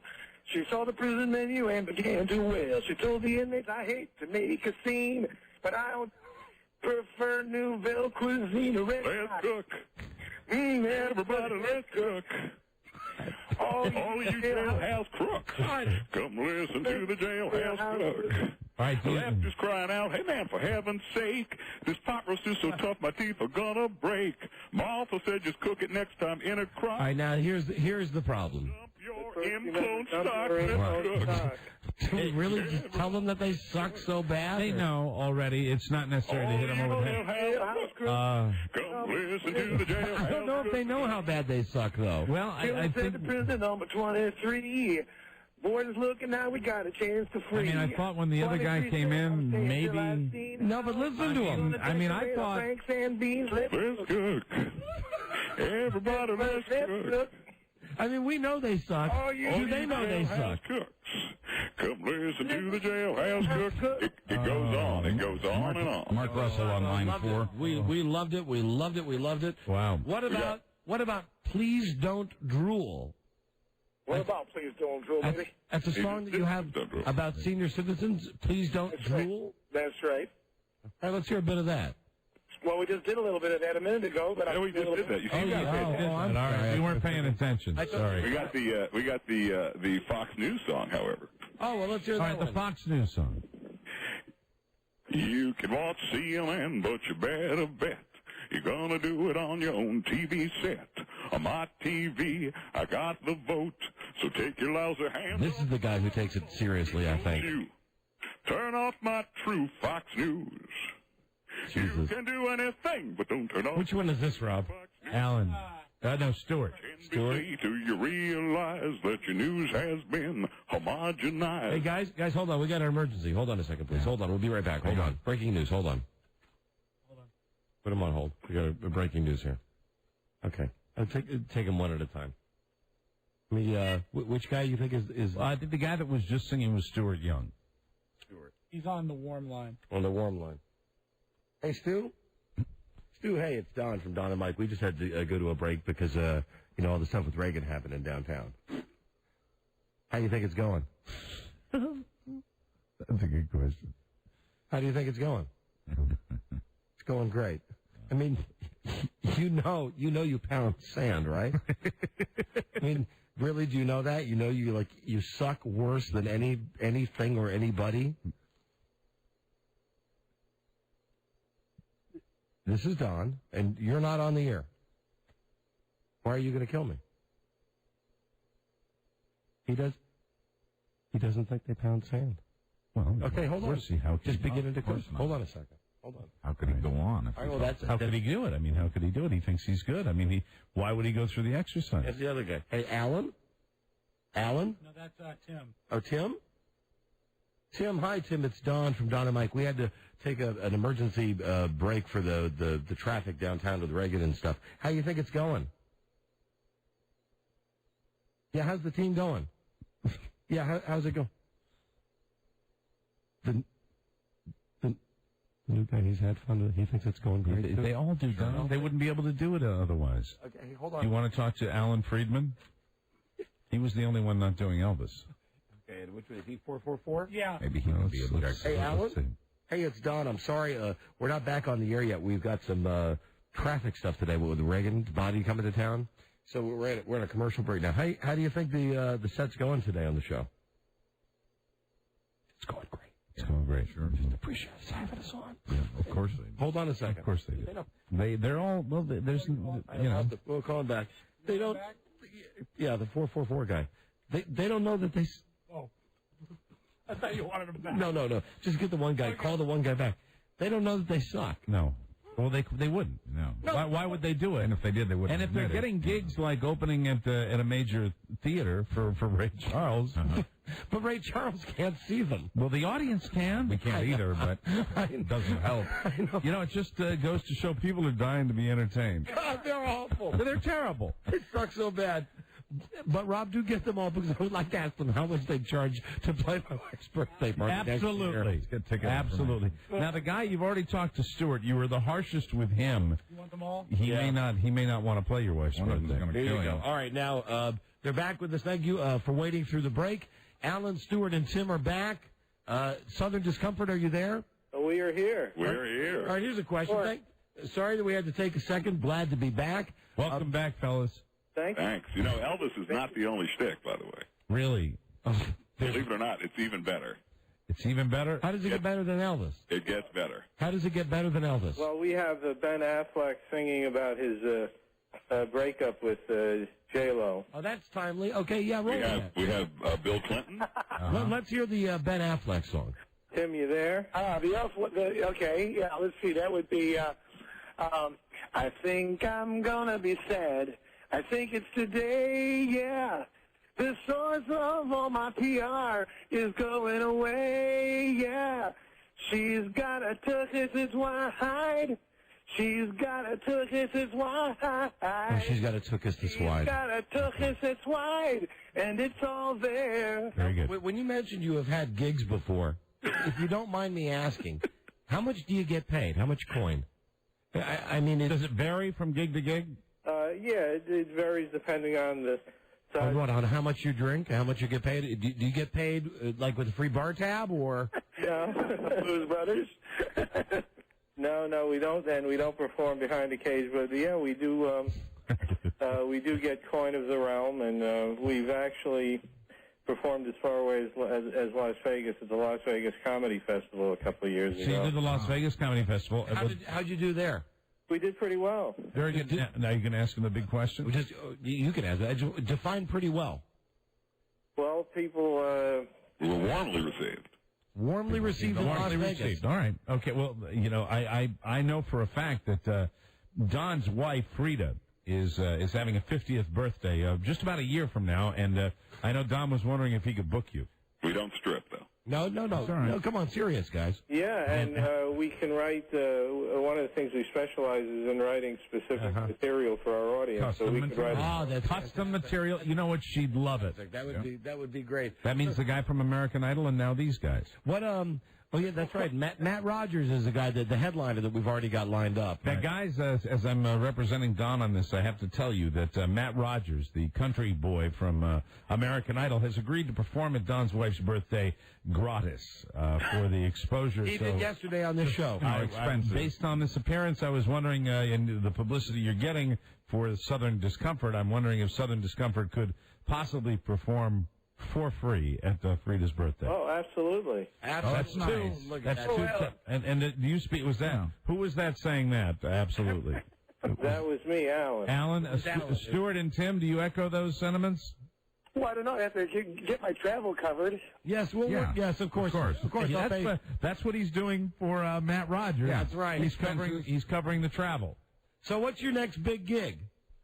Well, we have one Saturday night here in the Atlanta area, and then we've got a private gig tomorrow night also in the Atlanta area. A lot of corporate outings and things like that? Yeah, we do corporate stuff. Really? Do you seem to be better received by Republicans or Democrats? And answer that question honestly, please. No, I will. We're well received by both. No, pick one party. No, pick one party. That's essential. Who do you think makes... Probably Democrats, I would say. Probably Democrats. Could you improv a custom song for us right now? Could you improv something for us? I gave you... The topic is our phone screener. His name is Joe, and he's 40 years old. Could you improv? But you want to give him a few more little bits about... just bits about details. He's 40. He's in a job that you would most often be handled by a 19-year-old. Right. He's got... like zero dedication to work. Let me get this straight. He's an intern in Washington. He's a 40-year-old intern? Yes. Well, no, he's an employee, but he's like at a level entry position. Go ahead, right? Let's hear an improv. Go. Screen, screen, screen, screen, screen. Okay, they made us laugh that time. That's good. That is brilliant. You know what, Alan? Was that you with Screen? That was me. Yeah, well, that's you guys are booked at the birthday party. Don, I guess you'll work out the details with travel. Here's someone who saw it. Were you guys ever in Reno? No. It's the biggest little city in the West. That was your first divorce, wasn't it, Alan? Paul, are you there, Paul? Yeah, I'm here. Hey, Paul, go ahead. You're on the air. Listen, I saw these guys at the Las Vegas Comedy Festival. I live in Las Vegas. They got more laughs from you two than they did The whole set. Oh, now. Come on now. Stop it, please. Stop. My ears are bleeding. Actually, if I could say, we did the opening night cocktail party. We got a lot of great response, including from Shelley Berman. We think you're fantastic, yeah. And Shelley Berman is a huge barometer of whatever, something. Is Shelley is still on the right side of the dirt? Yes. Hello. So that qualifies as Mark. a response. Mark, Don and Mike show. Hello, Mark. Hey, Don and Mike. Hey. Big fans of you guys. Thank you. I got to tell you, out of the 17 years I've listened to you guys, I've never heard anyone worse. Oh, now stop that. Stop. Are you crazy? Stop it. Are you crazy? No, I'm not. I like the screen. People are so cool. Are you crazy? Listen, don't you know our love of improvisational comedy that's mixed with music? I'd rather floss my eyeballs. Oh, no. I'll get out of here. You're going to make me burn my Peter, Paul, and Mary records. Get out of here, you idiot. Does, gentlemen, and any of you can answer this, does Jack Carter care for your style of jokery? I don't know. We didn't see Jack Carter. We didn't see Jack. Here's another call for you guys. Here's John. Johnny. Hello? John, hi. This is Bill. Bill, yes, go ahead, Bill. Yeah, Bill, these guys they're the best. And I saw them, and I got their autographs, and I'm booking them. Actually, you guys are horrible. Oh, now that's, hey, come on. Oh, they are. Guys, come on, enough. No, you know what? Here's the deal with these guys. What's the deal? These guys, I mean, what are they sitting around a 12-pack or a keg and Hey, knock it off now. Listen, hey, have you ever existed in the harsh spotlight of the stage? We love folk music and folk performers and all things folk. All their chicklets are knocked out too, probably. All of their chicklets are knocked I don't know what that means. What the hell does that mean? Does that mean bad teeth? What the hell is going on here? They have mullets and everything else. Come on, these guys are the worst. They don't strike me as mullet kind of guys. They are the worst. Gentlemen, come on. Southern Discomfort, do any of you have mullets? Buzz? No. And Buzz, would you answer the question? Buzz, yes. Since the listeners only seem to believe you, your opinion of these guys. I think they're great. This is my favorite kind of humor. And then we're going to see them at the 50th birthday party for your wife. I'm looking forward to that. That's okay. That's okay, guys. All right. Okay, everybody's turning their radio channels right now, guys. Bye. To hear it. Yeah, now, we apologize for our listeners, guys. I'm very sorry about that. That was uncalled for. I agree. Totally uncalled for. You can't hear this anywhere else on the radio dial. That's right. That's absolutely right. I want you to say you're right on about that, Stuart. I think so. Thank you, Captain Obvious. Well, what can I say? We love the magic of live improvisational theater. Yeah. Let's have a round of applause for Southern Discomfort. Thank you. Yeah. Thank you very much. Thank you, fellow Americans. You guys are great. You're very talented. Keep it up. And we'd like a regular spot with you on our show. As a matter of fact, we could talk with you off the air about this, but I think, how would you guys feel about a deal where you would rotate on all of the Infinity shows? Where you'd be on our show, then you'd be on Imus's show, then you'd... Scores of stations. You're laughing? Well, yeah, I think you know. Sign me up. See, he doesn't. I don't think he does. Yeah. No, I don't think... No, we take you very seriously. We know that you're a couple of serious guys. All right, then let's just get to brass tacks. Do you know, and now I'm being serious, do you know you suck? Do you know you really suck awful, horrible, like if I saw you, I would probably want to stab you to death? You suck so bad. Well, at least we get a reaction. That was the reaction. There you go. Okay. Well, now I feel bad. Oh, I don't feel bad. I want fighting back. You know, just maybe a you suck too. Well, do you think we suck? No, of course we don't. I brought my kids to see you guys on the radio. Right, we're fantastic. 1989. Well, that's wonderful. Now you go home and tell your kids, hey, I was on that show that Daddy used to listen to. They said Daddy sucks. And then your kid will say, Daddy, I wanted to tell you for years, you suck. I hate your stupid political songs. You suck. You're awful. Thank you. Thank you very much. All right, guys. I don't know what to tell you. Listen, you haven't heard the A material yet. Oh, listen, there is pal. You had your. Hey, chance. They're persistent. Give them credit for that. Yeah. They're persistent. You got to believe. But really, you suck, and that's okay. Good for you. Keep sucking. Somebody has to suck. Somebody has to. Somebody has to suck in this country, and you can do the sucking for a lot of people. Well, at least we're not on drive time radio. Well, yesterday we are. Yeah.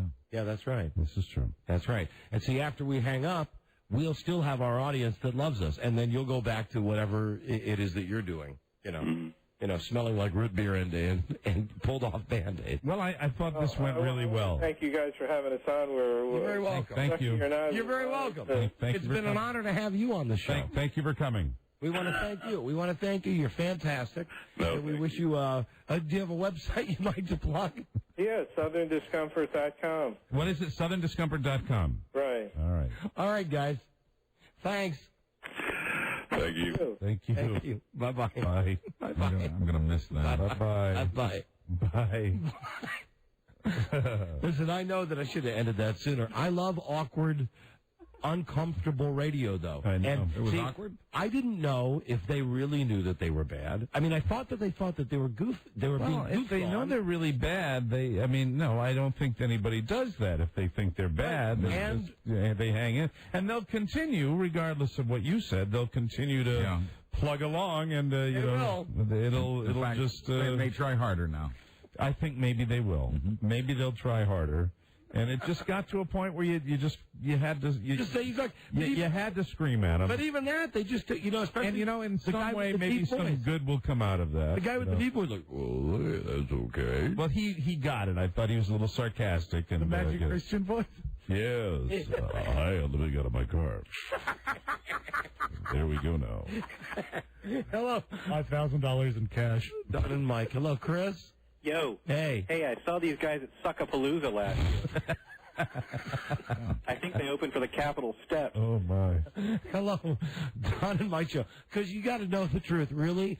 We both universally hate all of that. Mr. President. We do, and, now they know that, and, but it's...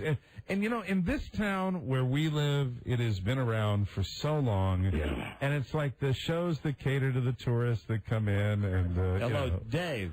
Yes. Don. Yeah. What was that? You know what that was, my friend? Great radio that you will not forget. I won't forget it. I'll tell you one thing. They've just, renewed my faith. I'm thinking real hard about repurchasing the Yoko Ono anthology, really.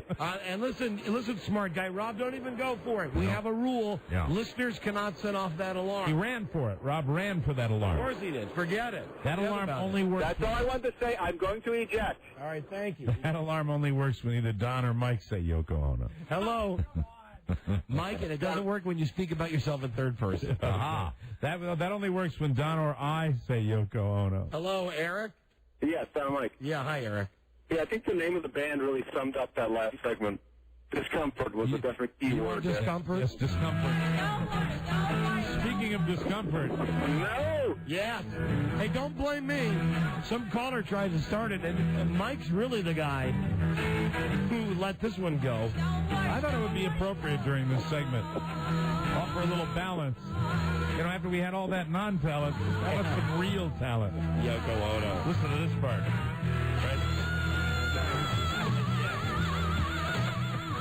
Poor John was living in hell before he ever walked out of the Dakota Hotel. Amen. Listen to that. Wow. Okay. All right. Enough. Don and Mike. Last call on the topic. Don.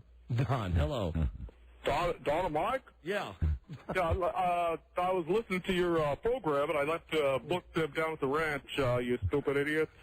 Stupid idiot, Bernard. Okay, where's my sunflower seeds? Don and Mike. Don and Mike? Yeah, I think they're on in D.C. That's funny. That guy gets a job.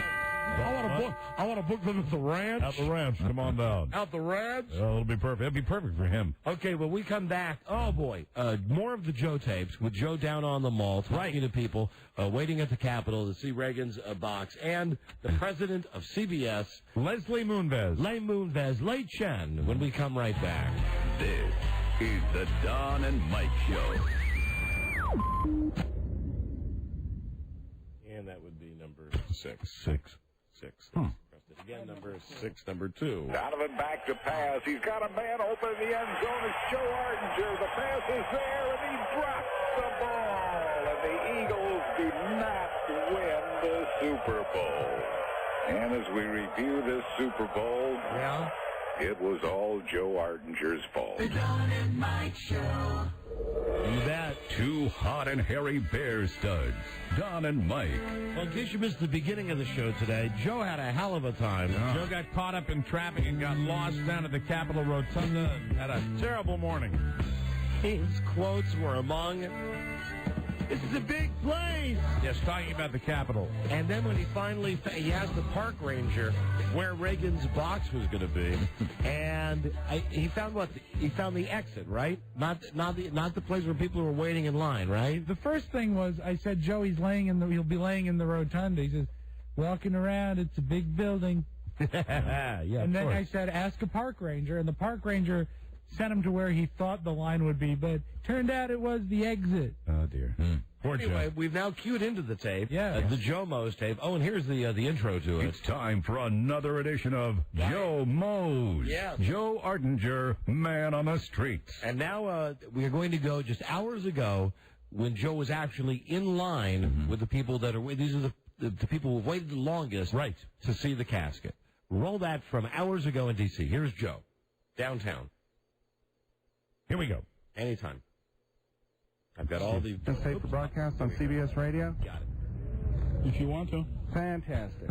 Are you here in line? Are you here to line up to be the first to buy Bill Clinton's new book? You have to prove that. Your fingerprints on the op-ed? No, I don't think so. Have you heard about the passing of noted Hollywood actor Ronald Reagan? That was one of his things that he did. All right, stop the tape. Stop it for a second.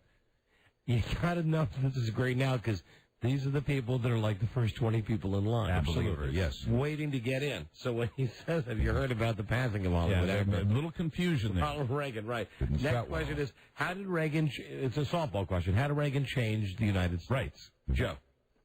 Johnny. Of America. He let it have the biggest peace dividends since I don't know when. Can you share a fond memory of the Gipper? Ronald Wilson, Dutch Reagan.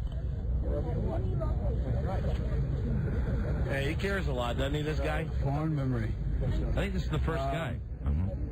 The first guy in line, you mean? Yeah, I think Joe said I that. just like some of his humor. And, you know, his speeches were well done, and he only flubbed not very often. Hey, hold on, stop the tape. Stop the tape. Do you think this guy's got Alzheimer's? Joe said to me that I think this guy is the front of the line. Sounds like an old guy and he's the front of the line. Very hot and humid, right? It sounds like he's having trouble breathing. Hello? Hey, was Joe. that the first guy? Well, he was the first guy I picked. He wasn't particularly the first guy in line. Okay, all right. How close to the front was he? Well, like I said, there was less than 100 people, so he was within the first 50 feet or so. There you go. All right, and that's one of them. Because this was the first guy I went to that there were like 4 or 5 other television crews asking the same people as me, so there weren't that many people to go around yet. Okay. Gotcha. Joe, when they're standing in line, are they in direct sun? Are they inside? Yeah, this guy weighed about 350. Whoa. Okay. All right. He brought himself a bottle of Gatorade to get him through the day. There you go. There you go. Thanks, Joe. Sure, man. All right, bye, Joe. All right, back to the tape of Joe at the casket. Go. Preferred funeral tickets so you don't have to wait in line. Oh, yeah. Do you plan to purchase preferred? False. Merv Griffith is a pallbearer. Merv Griffith? What say you? I don't know. Very hot. I haven't had time. I've been driving here. After all these years later, do you forgive Reagan for the Watergate scandal? All right, he gets the joke. This is a comedy show, right? Well, as a Vietnam vet, this question is important to me. Shouldn't Reagan have gotten us out of Vietnam before he did? Hello? Hello? Sir? Hello? Hello? You okay? See, this is... Do you think Nancy... Before... That was before. I'm sorry? So that was before Reagan. He did what he could Hey, to he finally fight the got it. communists everywhere. He so that finally got it. Dissolve amongst themselves. Do you think Nancy Reagan is on Atkins or South Beach? And why? I have no clue. Do you think Nancy is dating yet? Oh, okay. I doubt it. If they put Reagan on the dime, we're going to have to stop this tape for just a moment. Right. Joining us. Right as we're discussing this guy, whether Nancy will date or not. Joining us on the phone is the president of Infinity Radio now and the president of CBS. Here is Les Moonves. Les! Hey, how you doing? Les Moonves. How you doing, guys? Thanks for coming on the show. We appreciate it. It's my pleasure, an honor to be with you. Now, let's see if Leslie, let's see if you remember. And thank you for coming on because it was the assignment of our new producer. Yes. To get you, because she got the job. Her first day was the day Mel quit, and you got the job. Right. So we said, get Les Moonves. And she wrote me this lovely email saying, this is my first week, and I got to show these guys that I can deliver. And if I deliver you, they're going to think I'm cool. So that's wonderful. Way to go, B.A. She delivered. Very true. Right. Now that we've had all of that, let's see if you remember us.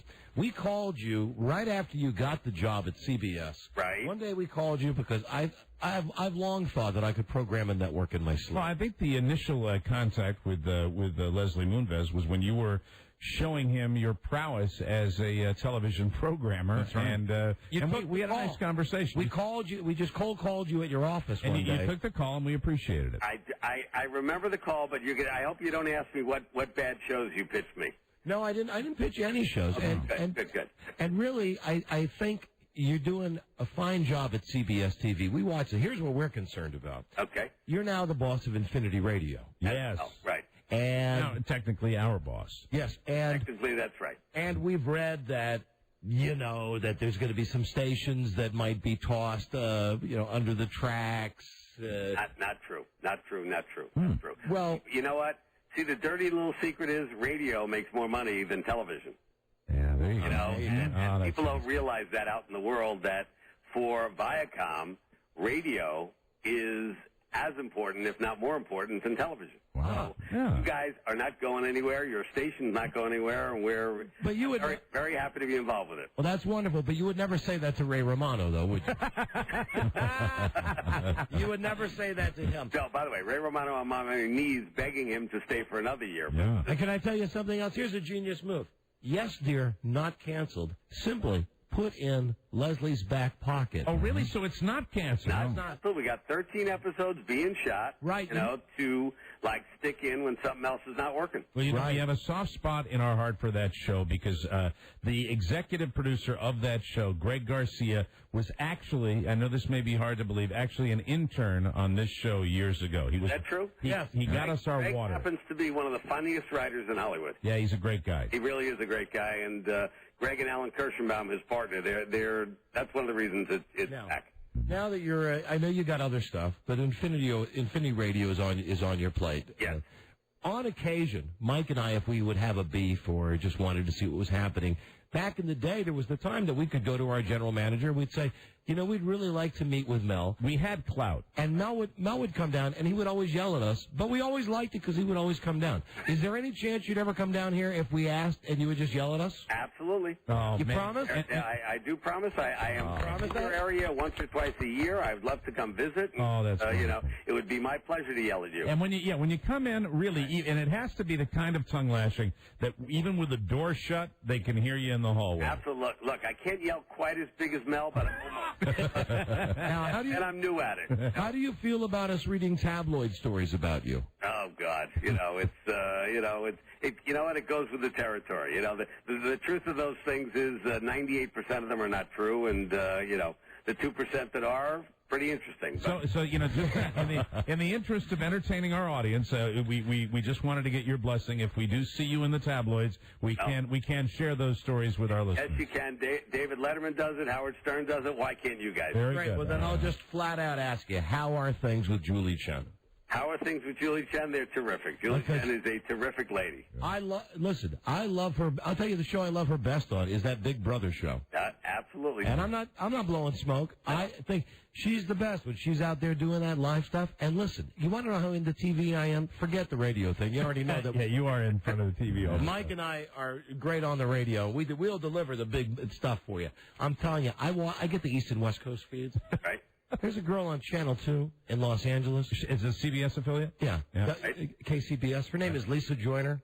Yep. If you are not doing something with her, if you do not have a project with her, then you need to have your head examined. By the way, I like Lisa Joyner a lot. I think you're absolutely right. As a matter of fact, she was in the building last week talking about some project. I don't know what it was. So you do have good taste. I'm telling you, right? She's no Jillian Barbary. I'm not saying you put her on the show just for TNA, but I'm saying this girl's got a future. She's very cute. She's got a great personality. You're absolutely right. And are you excited about having this come into your Am I excited? sphere? Absolutely. At this moment, I'm a little overwhelmed because I know, I have all of Infinity Radio, I have all of Viacom Outdoor, I have all of Paramount Television now under me, as well as all the, as well as CBS Television. So there's a lot of moving parts here, and it's a very big job. And as you know, Mel is a pretty terrific guy, and it's tough shoes to fill. And will you be offended if we simply refer to you as King?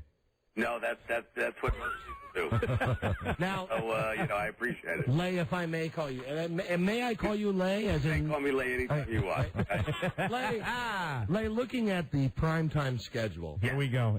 And you know what? Really, take the Infinity Broadcasting thing out of the equation. This is the reason, Mr. Moonves, and I can't help mate Lay, that Don was excited to talk to you because he wanted to talk to you about the TV schedule. Okay, let's talk about the schedule. Here's the thing. Okay. CBS is the most watched network. Yes, but it is. Here's the problem. You only pound that when you've got, and I'll call him a schmuck because he's on our show all the time, Jim Nance, like when I watch the golf, he's the only guy who reads the cards on America's most watched network, CBS.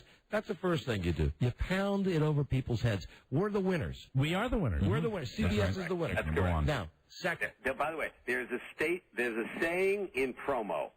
As soon as you get sick of hearing something, that's the first time it's really registering out there with the American public. I would agree with that. And by the way, the American public likes to hear that when they're watching somebody, they're in first place and they are the winner because then they feel like a winner. So there you go. So that's the first piece of advice. I would say you're not aggressively marketing CBS on air as the number one kick-ass network. Now, let's look at Thursday. Let's look what you've done on Thursday. Why do I feel like you're interviewing for a job? Well, hold on a second, because I'm getting somewhere, because I am Mike. This is your second career. You have turned around Thursday night, the impossible NBC machine started by the late Brandon Tartikoff. You turn it around, you own Thursday night.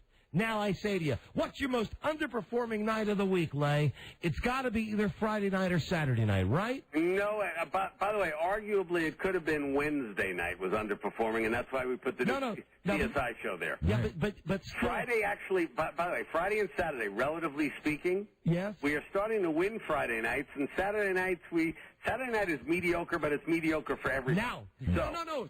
Now you're right to my point. Okay. Friday night, I want to tell you, and Mike, you tell Lay, I'm not lying about this. What, that you don't leave the house? No, yeah, that I don't leave the house. All right. Well, you're pathetic. Joan of Arcadia.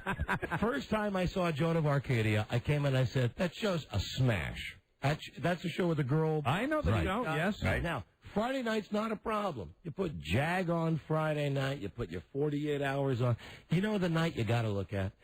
Saturday. And now here's the audience that I would bring to you Saturday night. I'm not talking about me and Mike. I'm just saying conceptually the way you should program. Program it towards people who are younger, who are stuck at home with young kids.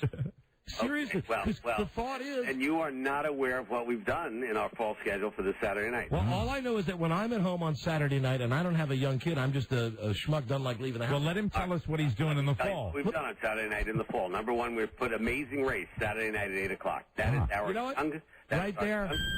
Doing show. That's a good move. Leslie, you got the bell. We gave you the bell for that. That's a good move because I want to tell you, Saturday night ain't time to see Craig T. Nelson's tired face. By the way, Craig T. Nelson is off the air. That show's off the air. Good move. Number two, what we've done, and it's rather unusual, we scheduled, believe it or not, it's called Crime Time on CBS, Crime Time Saturday, where we repeat all the CSIs without cases, cold case. Oh, I like that a lot. Listen, no, I really like Here I am ready to yell at you, and look, you've already fixed the night. Fixed it. You know, I agree with you. We got to go young. We got to be smarter about how we do it. And here's another thing. I'm watching your CBS morning show, and we all agree. When we were up in New York a couple years ago doing the show every other week up there, right? The gem of the CBS morning show is the weather guy that you stole from Fox. Dave Price. Yes. Now, great.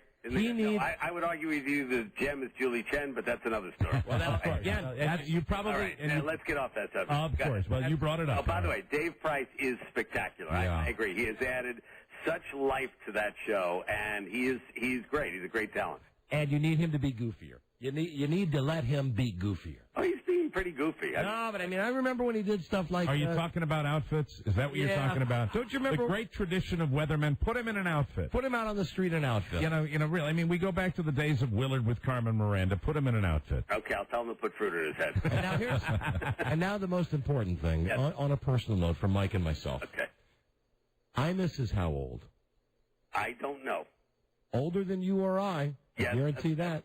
That's true. How many more years can he have? I don't know. How many more years can he have? Lay, here we are. Hold it. Don't get me in trouble with my talent. I'm not going to get me in trouble. How would you like it if Imus was talking about you guys? I would defend you. Well, he's been doing it for 20 years, but that's okay. He says we're college radio. All I'm saying is, eventually, Well, put it this way, Don.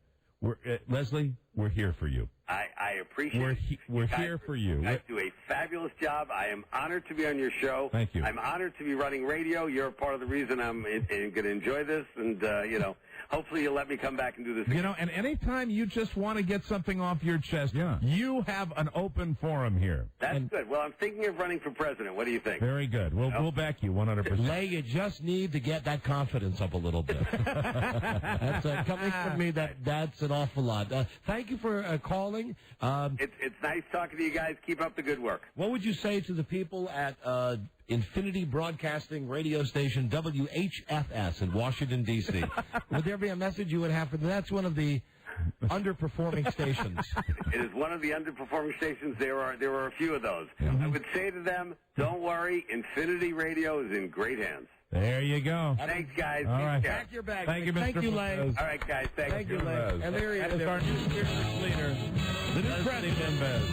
The new president of Infinity Broadcasting. Could not wait to get off the phone with us. Lay Moonves. And I do believe you were sincere about his Saturday night. You're happy with it. I like the repeating of all the CSIs. So do I. Agreed. Very cool. Yeah, Saturday night at 10 o'clock. And The Amazing Race, which they're heavily promoting right now. Old fart like me, I go to the movies every Saturday night with my wife. I go home at 10 o'clock. What's on TV? Oh, CSI. I love CSI. It didn't matter. Anyway, you couldn't talk to him about radio. It was all about the magic box. Right. And, somehow foolishly, I thought, like maybe hey, this guy's got a great head on his shoulders. He hangs at the phone and, I've talked to a bunch of slimeball DJs. Right.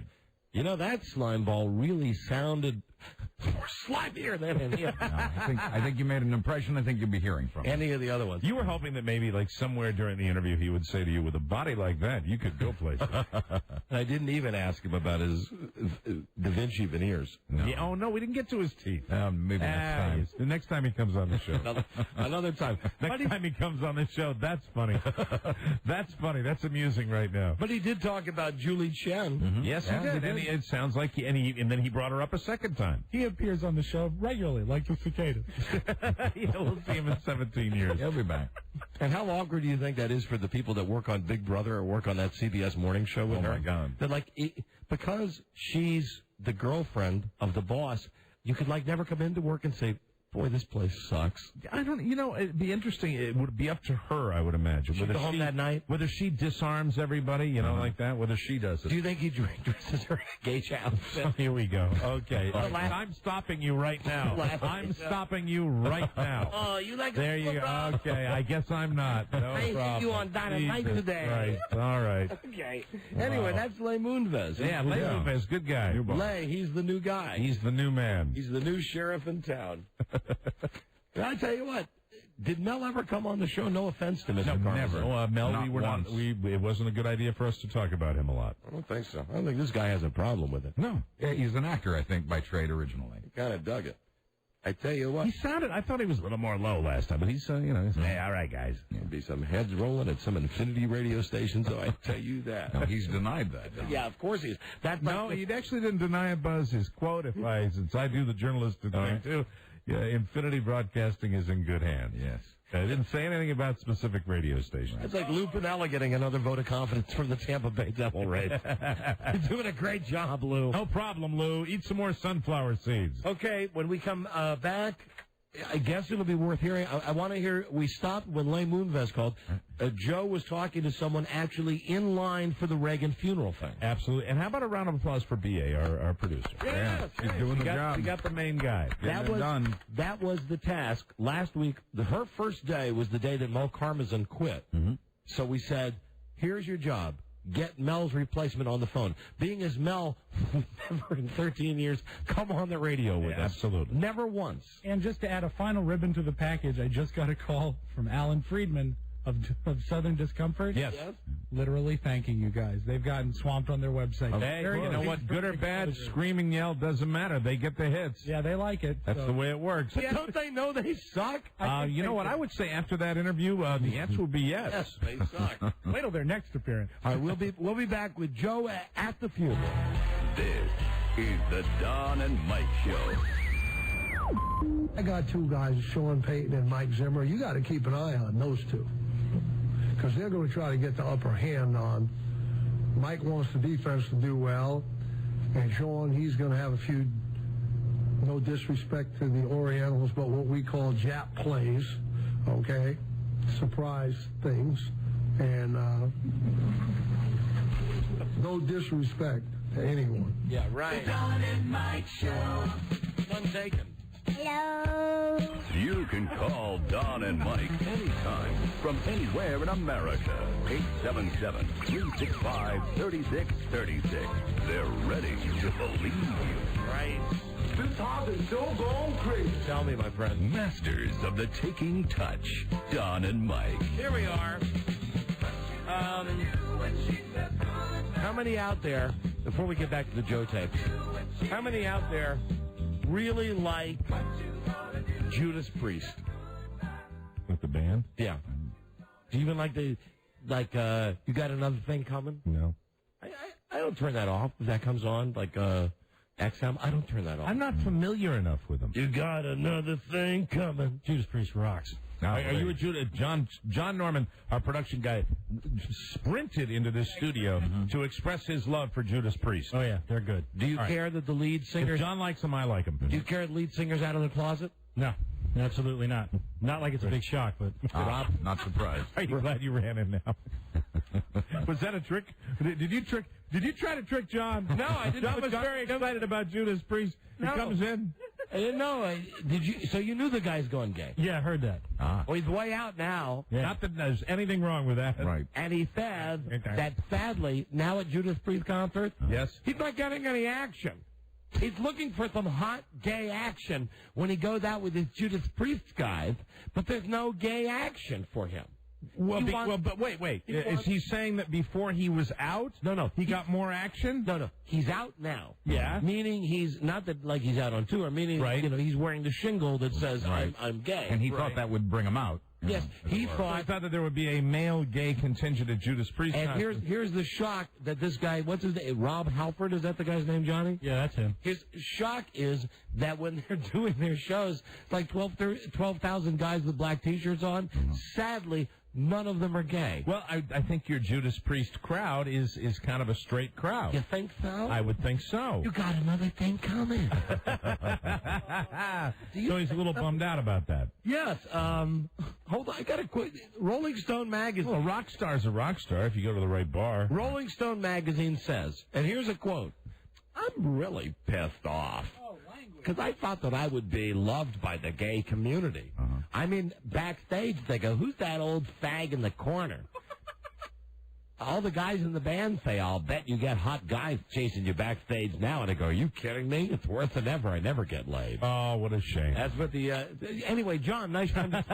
Hey, John, thank you for being the representative for Judas Priest. Stepping up. Nice time to step up for your favorite movie. His band, favorite band. I'm sorry. But he also likes show tunes, so he's well-rounded. And so do you. Hey. And so do I. Yes, you do. I do now, indeed. also, I got something for everybody here. This one I know Mike will like. Have you heard of this actress, Lindsay Lohan? Of course you have. Yeah, she's very, very hot right now. And who knows why? Thank you. She's in. I was going to say this to you yesterday when I was going through one of those many picture books that Rob gives me. She's in Mean Girls and a couple other things. I'm not sure what the big deal is about her. She has surpassed, like, Britney and all the other eye candy, like the teenage eye candy. She is in the paper every day for no good reason. Even eye candy. No, you're right. You're right about that. But are you ready for this, Mike? I'm ready for something. Are you ready for this? Give it to me, baby. The ARC's mad at her. The ARC. The ARC? The Association for Retarded Citizens. Really? That's right. What did she do? Well, she keeps, every time she's interviewed, she keeps calling Britney Spears a retard. And they what's up, guys? They're coming down on her? They don't dig that. Oh, okay. They said, and actually, the ARC, which is what the group is called, right? They're cool about it. They say, it's a long-winded statement. We're cool. We understand comedy. We understand the slang. But they counted, and apparently, well, hold on. It's a tie between who she calls a retard the most when she's interviewed. Yeah. Britney Spears is the winner, but a close second is Hillary Duff. She calls both of those girls retards. Do you notice that when you've got a teen sensation like a Justin Timberlake or any of those guys, you don't hear a lot about the, trash talking. However, when you get Britney Spears, Christina Aguilera, Jessica Simpson, you get a lot of attitudes, and you get Pink involved in this. And if we're talking about the tarred card, let me just say to Miss Lindsay Lohan, I believe Britney threw it out long before you were even on the scene, darling. Listen. Don't tell me they're just letting the audience just stand out there like that. Come on. Oh my God. Okay. It's retarded. Say it. Hurry, y'all. Seriously. This is retarded. There it is. Britney They Spears. told me they were going to do a vamp. Right. Oh. I agree, Brittany. Oh, no. What are they doing? I don't know what they're doing. Let me see. Oh, my panties are short. I grew. Is it retarded? I thought they were going to... I know. Well, I'm just not going to just stand out there. I thought they were going to vamp. Okay. Okay, thanks. This is retarded. It is again. Maybe it's simply the age. They say that Lindsay Lohan not only uses the word when she talks about Britney Spears and Hillary Duff. Right. Also, she likes tossing it around when she goes to a restaurant and doesn't get good service. Oh, man, that waiter's retarded. Oh, dear. That's uncalled for. Oh, dear, Lindsay. Okay. And but we get back to the original point. What is the deal with her? Why is she getting all this? I don't know. I don't think she's that hot. I don't know. This is a feel-good story. Do we have any feel-good music, Rob? I believe we do. Didn't we just pass Mother's Day? Yes. Just like a couple of weeks ago? Okay, well then. Who says this show is a downer? Okay. Authorities say a man decapitated and cut the hands and feet of his grandmother and his girlfriend on Tuesday. That's not nice. That's your feel-good. What the hell is this music? This is busy like secretarial music. Let me see. Rosarito Moraga called police after emerging from his grandmother's two-story home, covered in blood. Had a car. That was the girl's name, Rosarita? That's the guy's name. Oh, no wonder he's upset. Rosarito. Rosaritro. Rosaritro, like retro. Rosaritro. Rosaritro. He had a carving knife and a meat cleaver. They don't know why. Anyway, I just like having a feel good and a segment with them. Consider that done. That's the feel good. Consider that the feel good. That's the button. Man decapitates grandmother ex-girlfriend. Wow. Decapitated and cut the hands and feet off. Can't say why. Can't say why. Okay, dog. Right, okay, Dennis. No. How about this? Hold on, where's that Dennis thing? Here it is. Here's what one of his victims had to say. I'm not a beautiful lady from Chicago. That's retarded. Chicago. That is retarded. That's not even funny. No. Judith Priest is so gay. Hello. That's retarded. Hello, gorgeous. All right, we got time. Let's hear, go back to the Joe tapes. Joe on the Mall today in D.C., down at the Capitol at the Rotunda, where President Reagan's body is the body at Andrews yet? Yeah, it just left Andrews Air Force Base, headed for Constitution Avenue, where people are lined up waiting for the procession. Okay. Anyway, Joe was down there a couple of hours ago. Now here are some more of Joe's questions and answers with people waiting in line to see the box. Joe, do you think Nancy is dating yet? Oh, okay. I doubt it. If they put Reagan on the dime, do you think that Bill Clinton should go on the dirty penny? I don't think it's a competition. How will you be enjoying the federal holiday this Friday? I hope the weather's nice. I'll be working. Which ex-president, in your opinion, will be the next to die?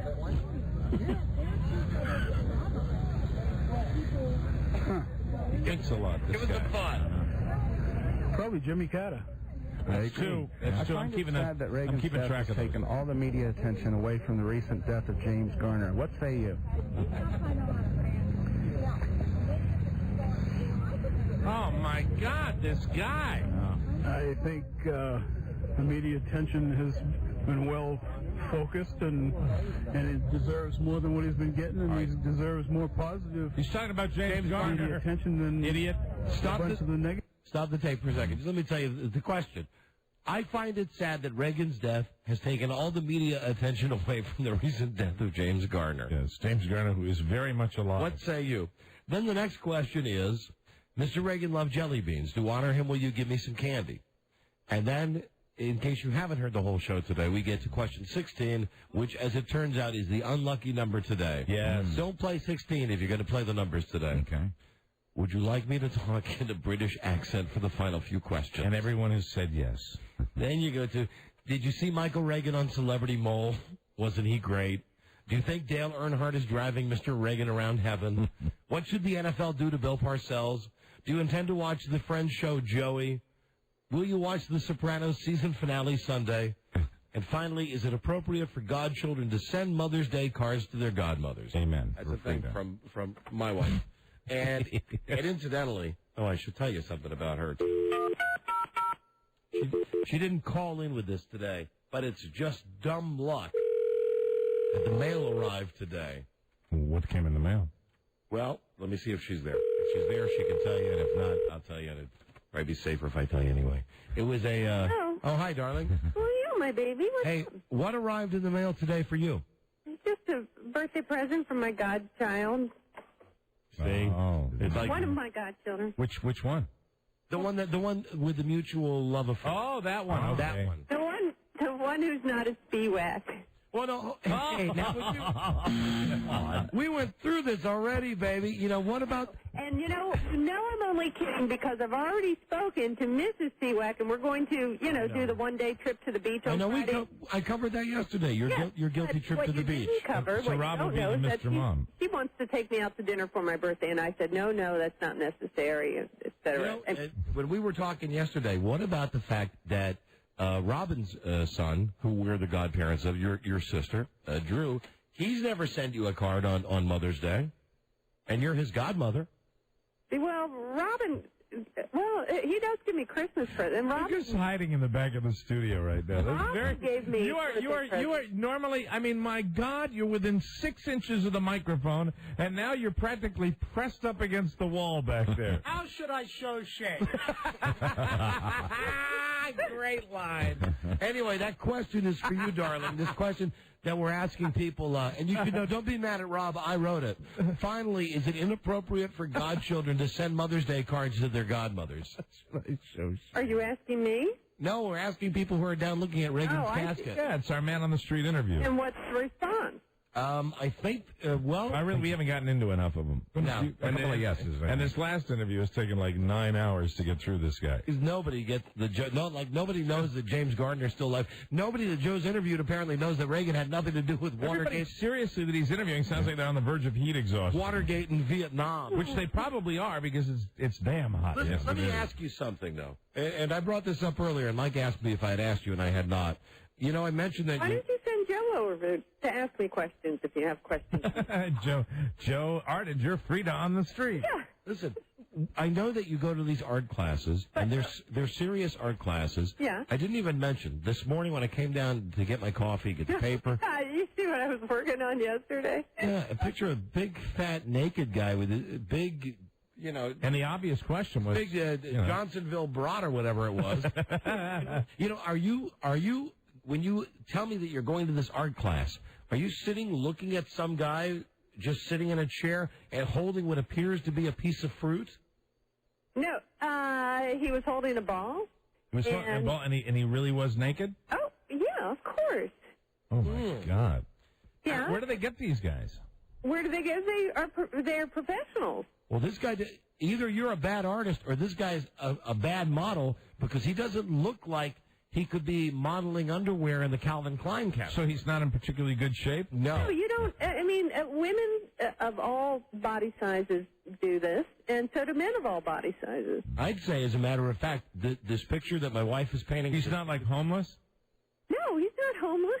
I got a better body than the guy who she's painting does. You should see some of the women who do it. They have to, some of them are very slender naturally, and some are very overweight. All right, I'm curious about it. Hold on a second. I'm very curious about this. As far as you say he's a professional, but he's not. See, I think of a professional model, man or woman, as somebody who obviously keeps himself in shape. If Don's saying this... We're not asking... They're not runway models. These are artist models. So they... Well, wait a minute. Is there a society of professional artist models? I think there is, actually. Well, I don't know if there's a Hold on a second. I have to defer to Mr. Burbank. How do you know this? We've had stories about it before. I've read about it before. So if you want I'm thinking somebody knows more about this than they're letting on. Or wishes they knew more. Buzz, this might be a good part-time job for you, There you because go. I heard them talk. I heard the teacher and the model talking last night. Oh, Buzz is too skinny, though. No, based on the picture that I saw. See, you're not listening to me, Sugar Bear. They can be all shapes, so all three of you could do it. Rob could do it. Oh, wouldn't that be Buzz great? could do it. Mike could do it. Everybody could do it. A room with you and all your friends just painting us. A group pose. And we wouldn't need a new publicity still. And you know what the best thing? I really think I don't know, maybe it's just this week, and I know that I've shown myself this week, but, I think we all ought to have our publicity photos taken in the nude. I think you are gay. I think you should join Judas Priest. You could wear your hat. Wouldn't that be good? Yeah, I could wear my Outback Jack hat. All right, darling. Listen, that's all I had for you. Let me tell you, it's not an easy thing to do. No. I mean, and you know when you get a good model as opposed to a bad model. I mean, a good model can pick a pose and hold it. This is why I just don't even ask a lot of times, because I know what she's doing. I know what she does for work. I know where she works. I know that she's taking painting classes. Right. I support her. I look at the, she'll show me the painting like of lemons, like of a bowl of lemons. I know you like when I do fruit or flowers. And I'll say, or a background. I say that's a nice shot. That's beautiful. This morning I'm coming down my coffee, and I He's mean, obviously moved from lemons to bananas. I mean, it is. I'm not kidding. This is a big ass, no pun intended, picture. This. Will you have it up on your wall? No, it's not even finished.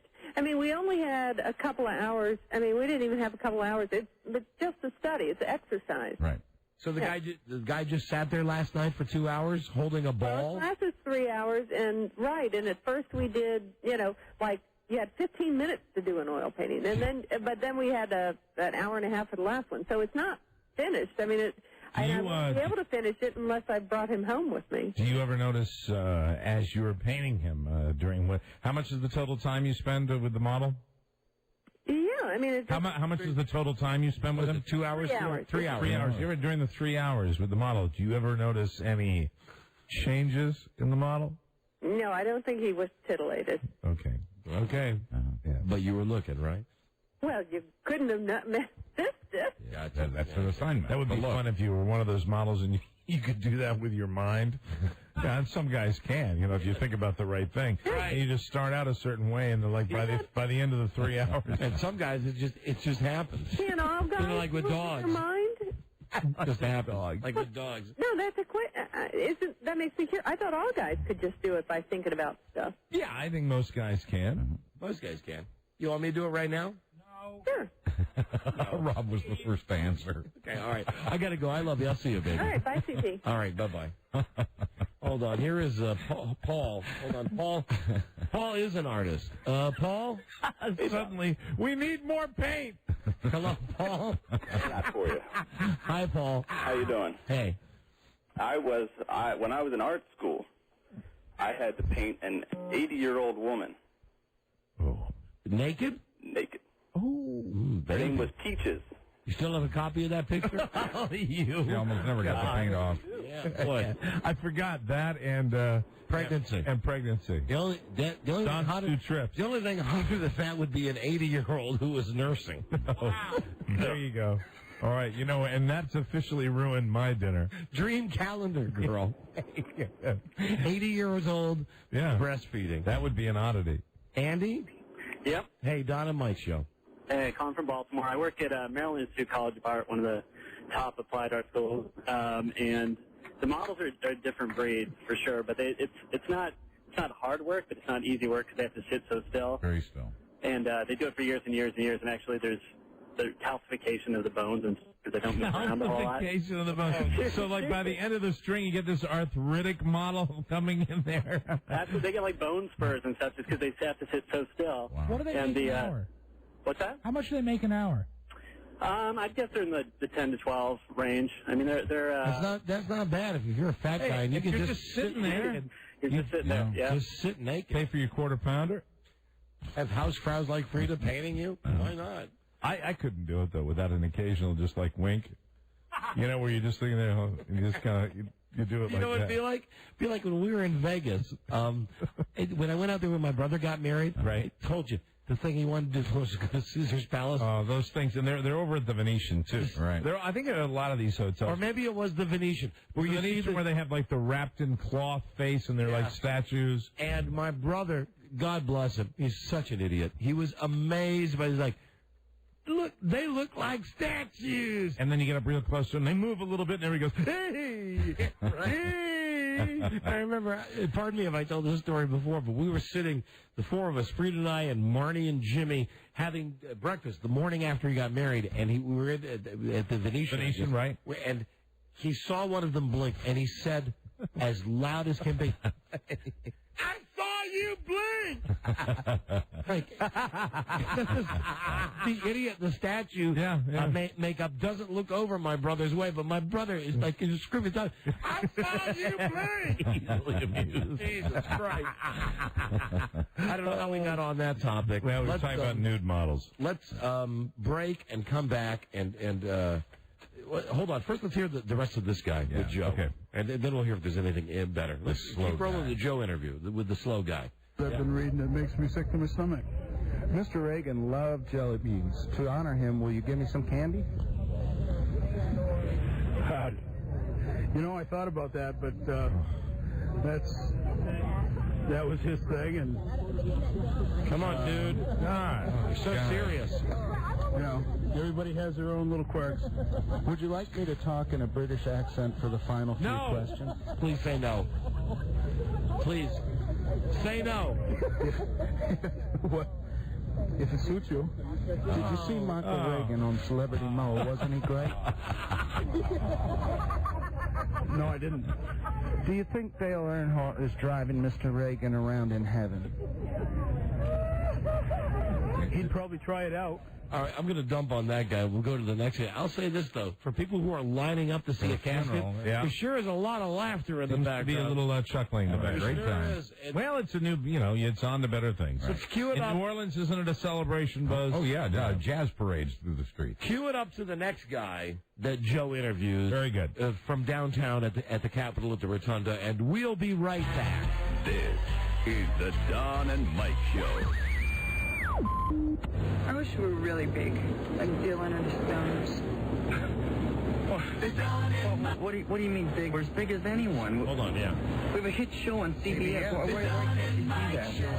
Oh, boy, I screwed that one up. That's me. That's not the machine. That's me. That was a man playing Sonny Bono. I thought it was fine. Let that re-cue. It'll cue in a second. It's in number 6. Number 6. But no, the problem was me, not 6. Here we go. I wish we were really big, like Dylan and the Stones. Yeah. What do you mean big? We're as big as anyone. We have a hit show on CBS. Why can't you see that? Why can't you see that?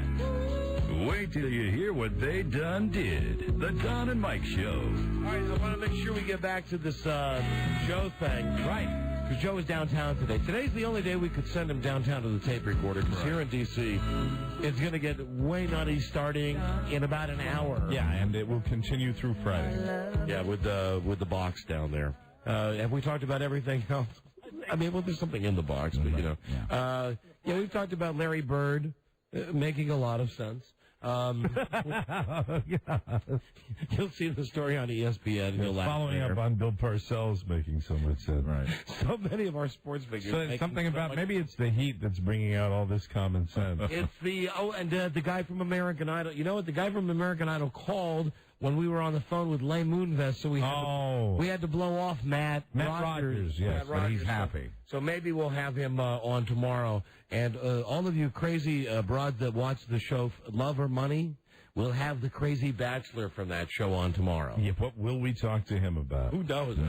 What's the format of the show? Yeah. Really? But a lot of broads watch it. Absolutely. I guess it's, I don't know. It's a twist. I'm looking forward to talking to Jesse Palmer. It's a twist this year. The producer's number is busy. She was telling me it's a twist this year that he might get $1, he might get $1 million. Right. The girls might get $1 million. He's lying to them while they're lying to him. Anyway. And then really the way this reality show ends, it's like a scene from Hellraiser. Where all of a sudden he reveals that he's not human at all and he's got pins in his head. Speaking of, today, shocking. My wife actually said this to me. Your wife, Frida? Yes. I'm sorry, Frida, your wife. I was watching some of the Reagan stuff earlier today. For some reason, even though I'm here lambasting the channels, saying that they're all running it, I watched it, the 20-mile-an-hour drive. And really, couldn't they drive a little faster if they wanted to? Well, that's not the point. Sure they could. I know, but like in California, they're going from the library to the airport. Right.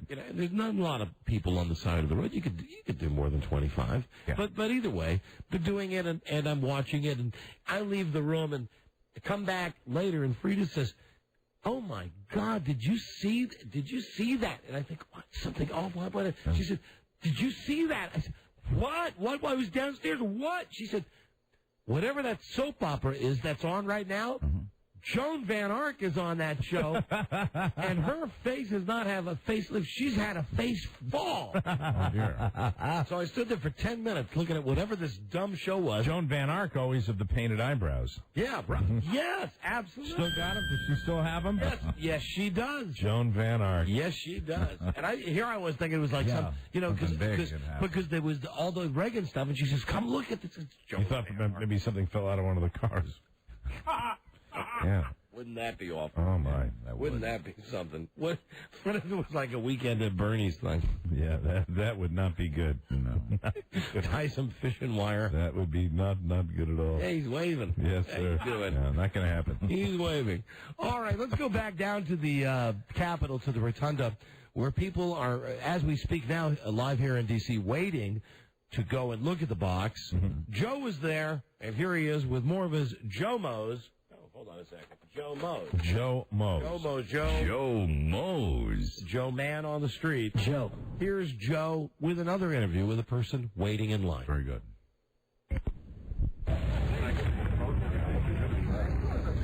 Hi, I'm Joe from the first season of American Idol. May I ask you a few questions taped for broadcast on CBS Radio?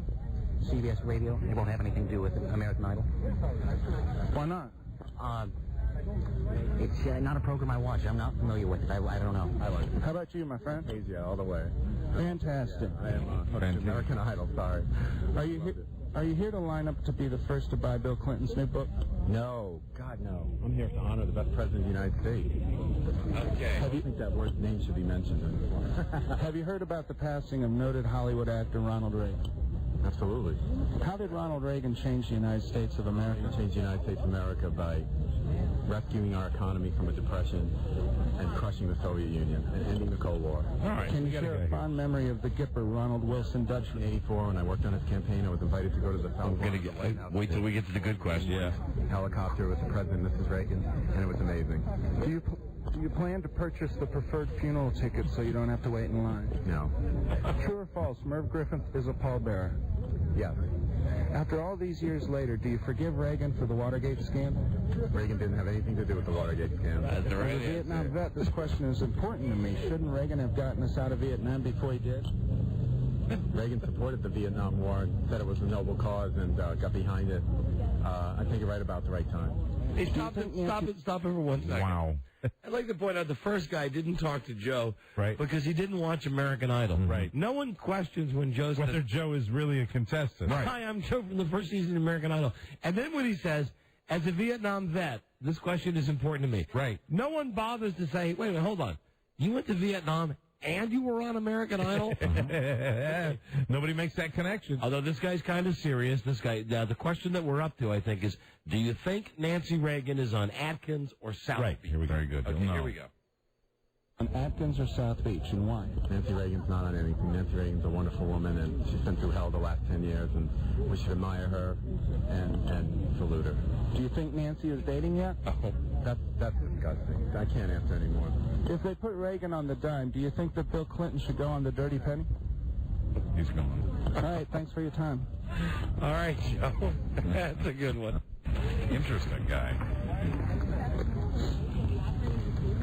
Well, they said it's the regular time for the message. Now we're just hearing that we got the raw unedited tape. I'm Joe from the first season of American Idol. May I ask you a few questions taped for broadcast on CBS Radio? Sure. Fantastic. Are you here to line up to be the first to buy Bill Clinton's new book? No, I'm not. Have you heard about the passing of noted Hollywood actor Ronald Reagan? Yes, I have. How did Ronald Reagan change the United States of America? Well, he brought... These are people who are waiting in line in the heat. And I think that... To see the casket. Can you share a fond memory of the Gipper, Ronald Wilson, Dutch Reagan? Just the 19, I believe it's 19. I'm surprised nobody gets mad when he says, have you heard about the passing of noted actor Ronald Reagan? So far, they get right by Like that. no one would say, hey, dummy, I'm in line to see the casket. That kind of influenced me. Do you plan to purchase the preferred funeral ticket so you don't have to wait in line? No. No. True or false? Merv Griffin is a pallbearer. What say you? I'm going to say false. After all these years later, do you forgive Reagan for the Watergate scandal? Reagan wasn't involved in the Watergate scandal, to my knowledge. As a Vietnam vet, this question is important to me. Shouldn't Reagan have gotten us out of Vietnam before he did? It was Nixon that got us out of Vietnam. This guy's Do you think Nancy Reagan is on Atkins or South Beach, and why? Neither one. She always was pretty skinny. Do you think Nancy is dating yet? No. If they put Reagan on the dime, do you think that Bill Clinton should go on the dirty penny? Sure. How will you be enjoying the federal holiday this Friday? I hope the weather's nice. Probably watching the service on TV. Yeah. Which ex-president, in your opinion, will be the next to die? I'm guessing Gerald Ford because he's 91. Gerald I Ford. agree. I find it sad that Reagan's death has taken all the media attention away from the recent death of James Garner. What say you? I don't really know much about James Garner. So. No one Reagan loved jelly beans. To honor him, will you give me some candy? If I had something to give you, I would. Now, here's the bad question. Would you like me to talk in a British accent for the final few questions? Please say no. No. It's up to you. I don't care. Do you see Uncle Reagan on Celebrity Mole? Wasn't he great? No. Do you think Dale Earnhardt is driving Mr. Reagan around heaven? That's a nice thought. What should the NFL do about Bill Parcells? Let it go. That was not a big deal. Do you intend to watch the new NBC Friends spin-off show, Joey? Yes. Will you watch the Sopranos season finale this Sunday? No. And finally, is it appropriate for godchildren to send Mother's Day cards to their godmothers? Yes. Yes. Thanks for your time. They got a yes. Yeah. Okay, let's hear one more. All right, last one. I'm Joe from the first season of American Idol. May I ask you a few questions taped for broadcast on CBS Radio? Joe Mose. Are you here to line up to be the first to buy Bill Clinton's new book? No. Have you heard about the passing of noted Hollywood actor Ronald Reagan? Yes. How did Ronald Reagan change the United States of America?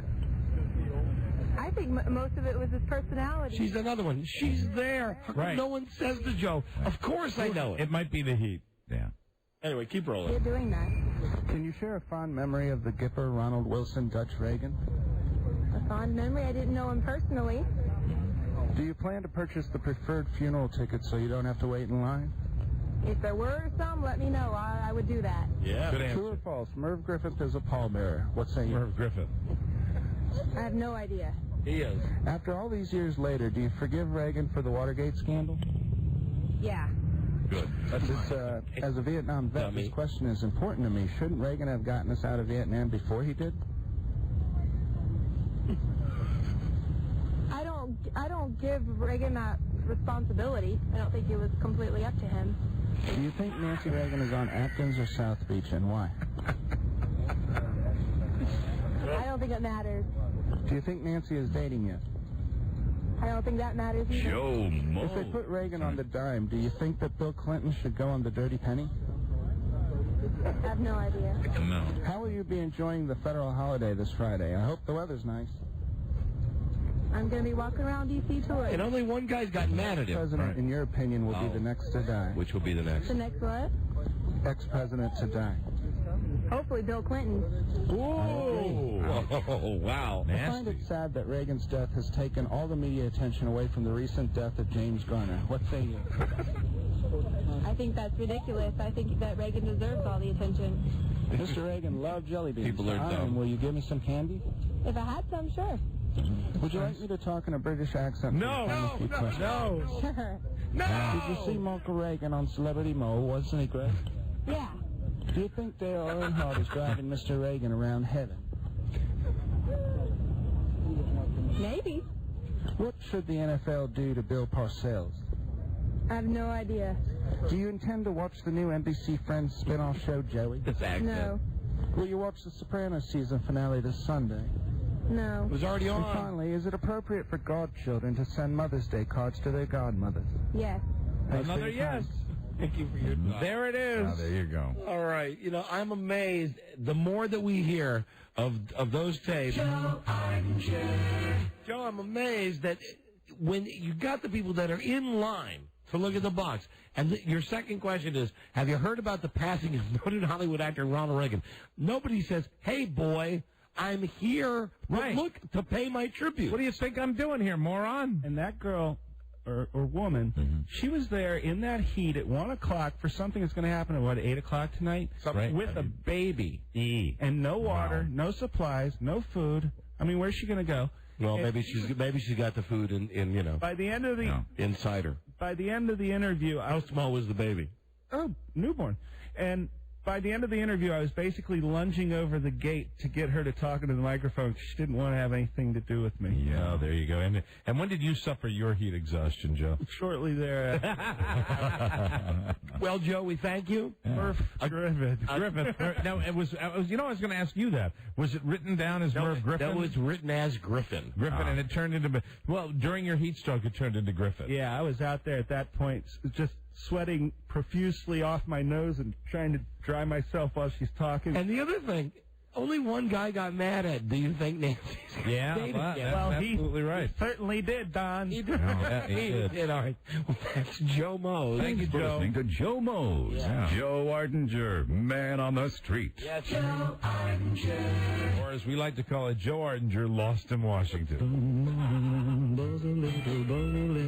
He would have had more people to interview if he could have figured out where the Capitol was. Yes, the Capitol Dome. Where is it? And then when he got down there, he asked the park police, and he ended up finding the exit. Yeah, they didn't know Joe. You know, and they were lining up on the other side of the building because, you know, they wouldn't be at the exit like at 1 o'clock in the afternoon. Sorry about that. Once a month we try to send him out with whatever's hot. And once again, besides the thing about Nancy and even the dumb stuff that people didn't get, the Watergate stuff, the Vietnam stuff. Right. In a world where nobody knows that James Garner is strictly forbidden, has not one passed. Man found a way to bring but you know what? Once again, the American public doesn't disappoint. He made it up. Buzz.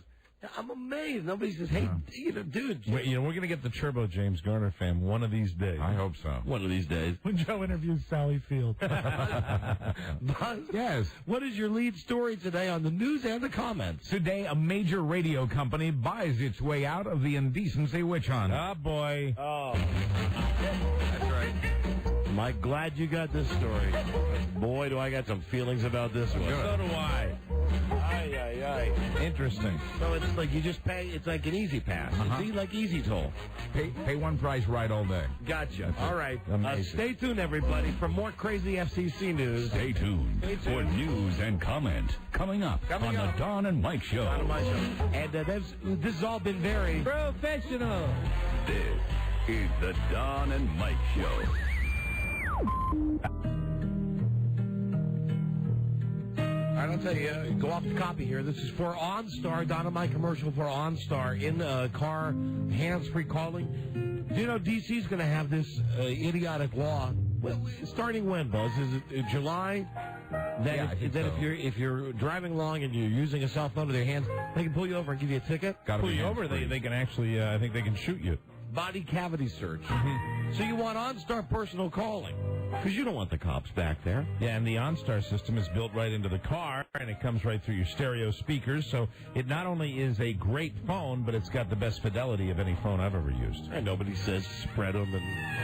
No. Where is that phone? Where do you keep that phone? Exactly. There are no additional long-distance or roaming charges. You press the white button. It says OnStar ready. You say dial, you say the number, you get through, and you hear the call through your stereo speakers. OnStar personal calling is available in most markets. Visit OnStar.com for more information. Hey, James Carvell. How are you? I thought I'd do this commercial, too. God, is your wife a dog? Yes, she is. Bow wow.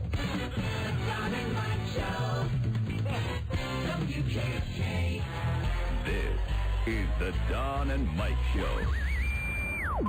What's the word from Planet Crackpot? The Don and Mike Show. Here we go. Broadcasting from the right side of the dirt, the Don and Mike Show. We're talking to the DA, and I told you that the guy from American Idol called while we were on the phone with the president of CBS at Infinity. So we'll have Matt Rogers tomorrow, and apparently he is getting some support. Cool. Not that it's going to matter. Yeah, probably won't matter, but it's nice to know that that our listeners have stepped up for him. So go to Idol on Fox. You want to write something about him. It's time for news and comments with Buzz right now. Brought to you by Smoke Break. Smokers break the nasty habit without gaining weight. Smoke Break, the revolutionary tablet for smokers.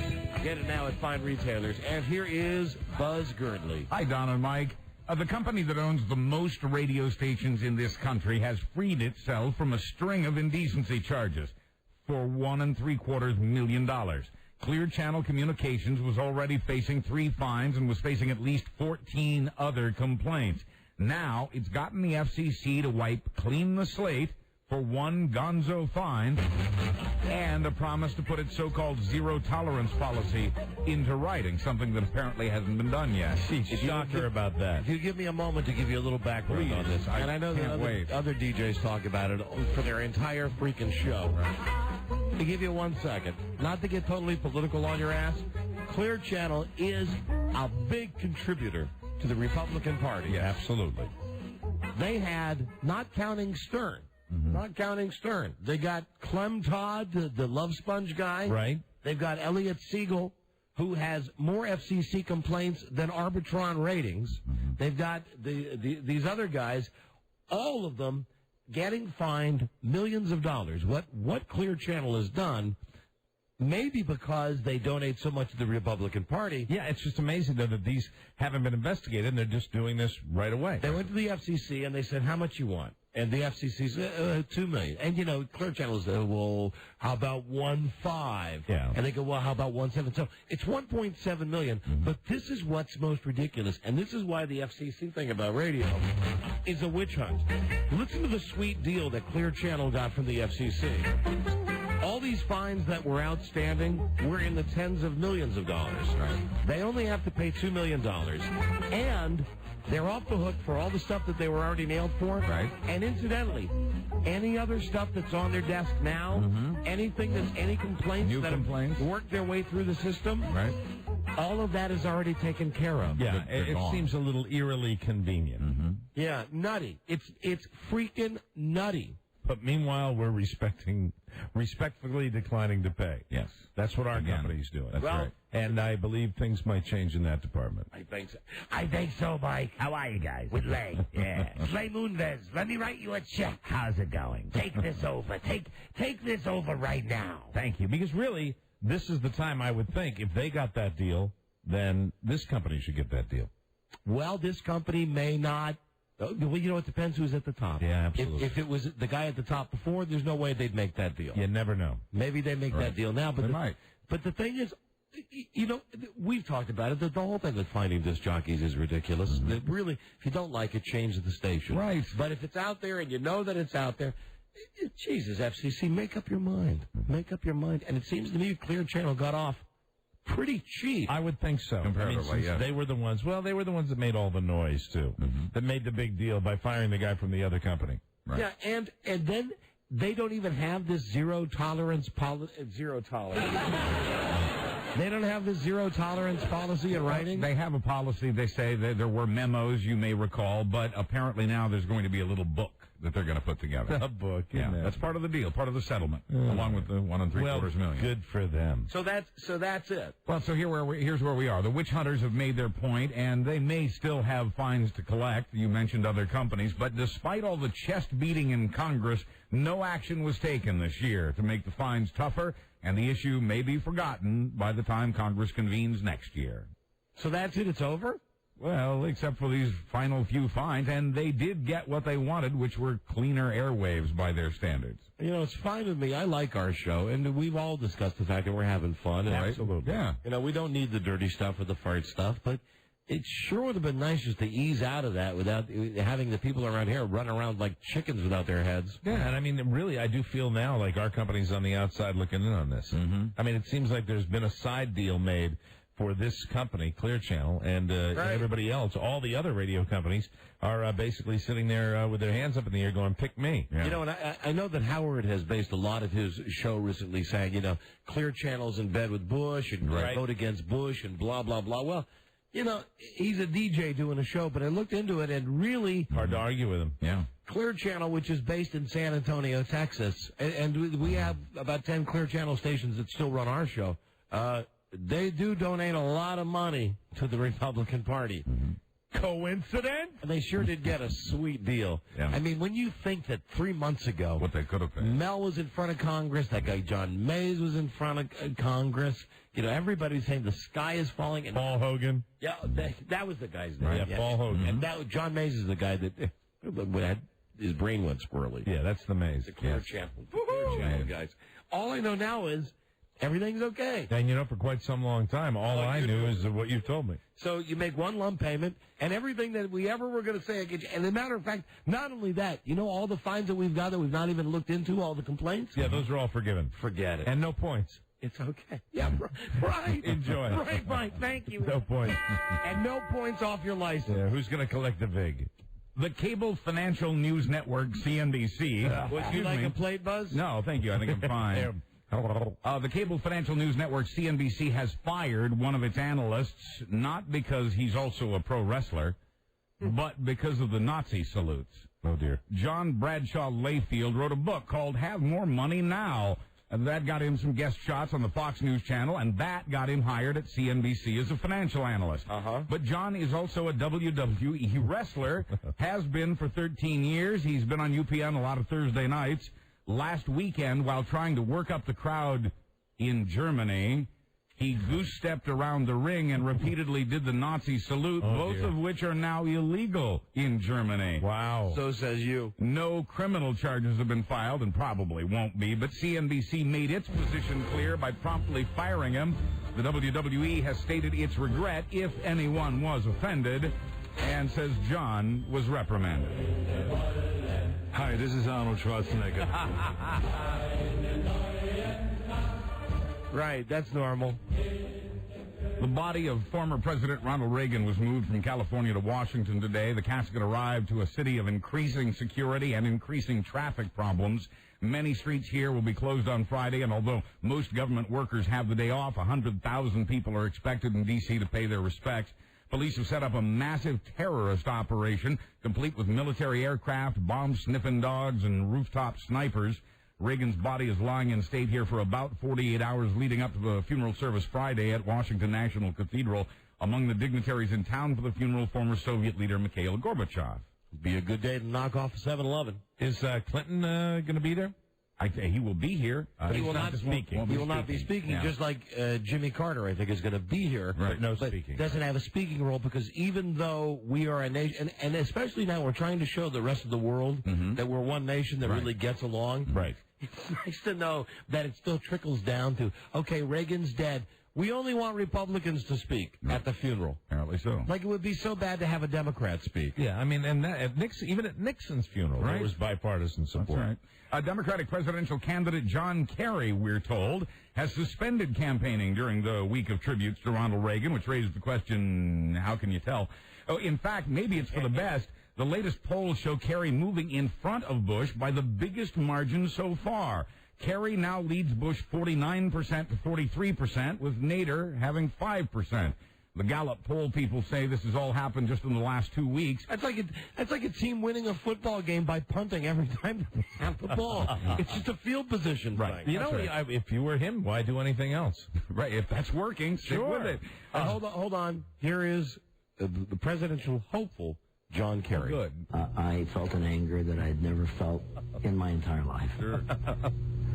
And I called my attorney in Washington, and I said, I'm going after these bastards. John Kerry. Sounds a little like Wayne Newton to me. I'm going after these bastards. How you doing, John? The joke's stopped now. About those poll numbers on the president falling behind Kerry, presidents who've won re-election in the past 50 years did so without ever falling behind their opponents after January of the election year. Hey, but don't forget, as the media loves telling you, you know, we all thought Reagan was stupid 20 years ago, just like everybody thinks Bush is stupid now. Remember that, and he's our greatest president ever. You know what I know about American politics? What's that? You don't predict anything. No predictions here. I don't think I think anything is possible. I'm merely laying out the precedent for you. And I'm hearing a lot of rumors. A lot of rumors about a particular bad guy that's going to be caught pretty soon. Oh. That's what I'm hearing. Yeah. I know who you're talking about. You're talking about the guy with the beard, right? OBL? You got it. I know. Here's the tape. Here's the tape of him. Really? From Al Jazeera. We'd have fistfights, and I'd end up Osama bin Laden. at the short end of that stick. In case you didn't know. I took up karate because I wanted to kill my brother. I was that angry. Yeah, Wayne feared he was going to have a nervous breakdown. It's not His Osama. weight swelled to 275 They call him pounds. Wayne. I was that. The more frustrated I became, the more I ate. And I didn't even realize I was eating. I wasn't eating to live. I was just eating because it took my mind off of the things I didn't want to think about. I'm ready to kill you. Pass the donuts. So do you think there's a possible shred of truth that we either have got him already or know where he is and that we're just saving him until Bush needs, like in a football game? I don't think so. The trick play that you need in the fourth quarter? I don't think so, but there's an awful lot of intelligence, and there are a lot of people, I think, in this administration, and I'm speaking completely, this is my opinion, that may think that this is the key to turning things around for the Bush administration, is getting this guy. Wonderful. I think they're probably putting it on the front burner because they think it'll make enough of a splash. But you know what? Look at what's getting Saddam got him. Right, it didn't get him that much. No. Not that much. I mean, with this guy, you'd really have to put him on TV or something. I mean, you'd have to do something with him. You'd have to Something on Fox. Strap him to a wheel. I've or also something. heard that they're not, and you're not going to see that because it's not going to be the same kind of situation. It's going to be kaboom. Ah. Oh, really? Yep. Nothing left but his hat. Right. Well, you think they've done it already? I don't think so. Oh, that's right, because you're high. How you doing, Osama? I'm doing just fine. I was so angry. At your brother? Well, I took At up your brother Jerry bin Laden. Jerry bin Laden. I took up karate because I wanted to kill my brother. That infighting. Jerry bin Laden. That infighting will be the fall of Al Qaeda. Thanks so much. Mel Gibson, they said, would never have to work again with all the money he's made from his movie The Passion of the Christ. But apparently for Mel, it's just not quite enough.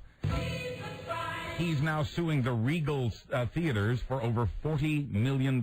That's money he says they still owe him from their ticket sales. Passion is the 7th biggest money maker in Hollywood history so far. Jesus Christ. So Mel says. Tony Soprano. Hold on. I'm sorry. Getting a long-distance message here. Oh, I didn't realize. Yeah, okay. Like We have an to elephant. break. What's that? You mentioned Tony Soprano. Is that next? Yes. What's next, Buzz? Tony Soprano not getting whacked on Sunday, but not winning either. Okay, we'll be back. This is the Don and Mike Show. Gosh, I hate to interrupt. It's all been so incredibly fascinating and entertaining and instructive. Really, the time has just flown by. The Don and Mike Show. Goodbye. The Don and Mike Show.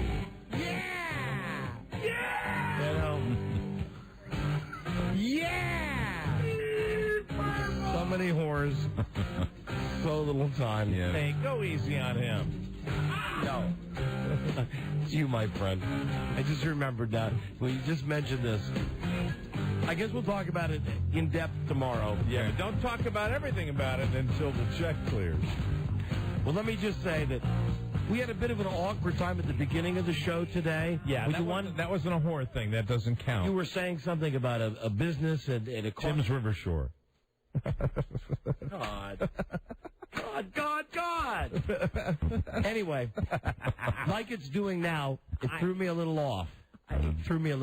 Why? Well, because it was right at 3:01, like right when we were starting the show. Does that throw you off? Don't touch yourself. But anyway, Mike just said something at the beginning of the show about a friend of his with a business. Now, as it turns out, tomorrow he's really going to be whoring because get ready for this. Mike the whore will be making a personal appearance on Friday.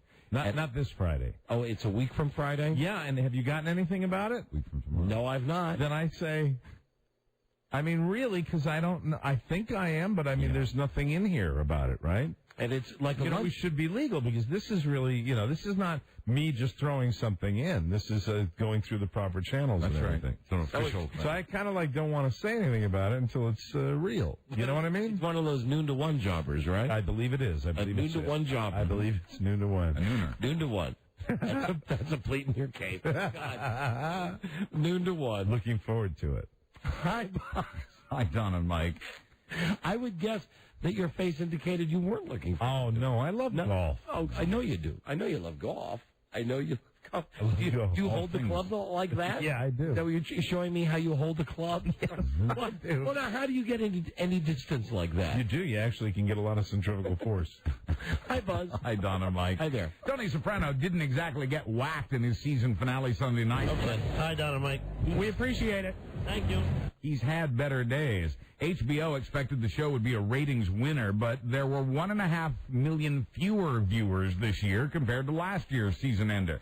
And HBO's held to a higher rating standard now than in previous years. I think the reason for that is because they wait so long to put on the show. Yeah, well, I really do. It's a whole series of factors, but I'm sure that's exactly one of them. Well, here's another one. Not to make excuses for the show, but it was on against the first game of the NBA Finals, right? And when I flipped back and forth, when I saw Detroit was in the game, I thought, hey, not bad. I'll stay with this. And I think the finals, because of the teams involved, the history of it, people that like the NBA, that like the Pistons, and, of course, the Lakers, that goes without saying. I think the ratings are going to be pretty good for the NBA Finals. Yeah, and that game last night was a killer game. Oh, God damn, was it a killer game. You get a bunch of people that like the Pistons simply because they don't want to see the Lakers. There you go, right? You have crystallized it there. Yeah, absolutely. There you go, hard-board courts of the NBA, Bref. That's it. Pretty good for an area of a sport that I don't follow. People hate L.A., so you root for Detroit. And, and you remember, even a guy like you that's not a diehard basketball fan, you remember the Bad Boys. I remember the Bad Boys with is it Isaiah Thomas and Bill Lambier. Bill Lambier, the Bad Boy. And Joe Dumars and Dennis Rodman before he became a woman. Yeah, the Pistons have always had a pretty good history with the NBA, and I think that's why this will be up from last year, don't you think? Absolutely. Right. The game last night, forget about it. Even though the Lakers won, incredible. Incredible. The alleged rapist hit a shot that you would not believe. And it's just cool when you're watching that. It's cool for them to just go through the crowd and you see the pictures of Adam Sandler. You see her. I love it when it is, what is it, the Staples Center? Is that what it is, where they show? I love it, and seeing Jack, and I just think that's going to make for a pretty good Hey, final. and Diane Cannon's looking hot. Oh, gosh, always. Diane Cannon, who is just suddenly going to peel her face off and reveal his skeleton. And who the hell can they get? Maybe Kid Rock? Is that who they'll get sitting courtside in Detroit? My favorite last night was when they had a shot of Sharon Stone, who still smokes. She looks hot next to, and like one down from her was Warren Sapp. I saw that. Right. Very, very cool. And did you notice when they had the camera on Warren Sapp, it was obvious that somebody called him right before the end of the shot and said, "Hey, Warren, you're on television." Yes, sir. Well, hello now. So anyway, you go Detroit. Don't doubt that that's one reason The Sopranos didn't do so great. Yeah, that's another reason, aside from the fact of the delay that Mike mentioned before, and then this reason, which I mentioned several weeks ago, that HBO used to get credit for all the viewers on all of its channels. Now the main HBO channel is rated separately from the other HBOs. That might be another reason the numbers were down for Tony. I wish they could do that with some radio stations. As you said, the NBA Finals on ABC and whatever.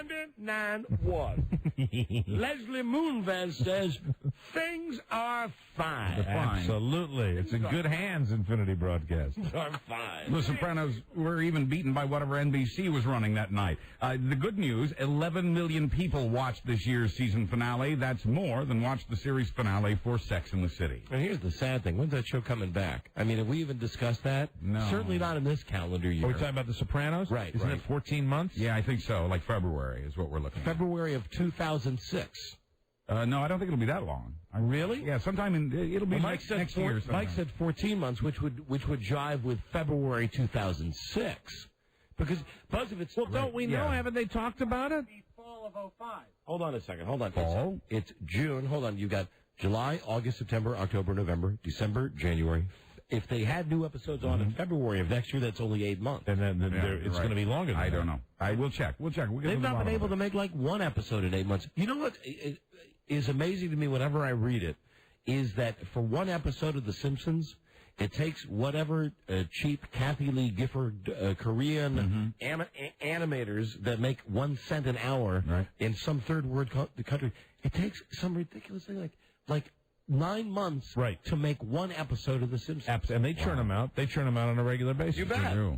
The satellite company DirecTV has sold off its shares in the digital video recorder company TiVo. This could mean no more TiVos, with Would DirecTV. you like a plate with that? No, I think I'm going to be okay. You sure? I'm not sure. No, I really am not. Not sure at all. Can I say something? Yeah. Sure.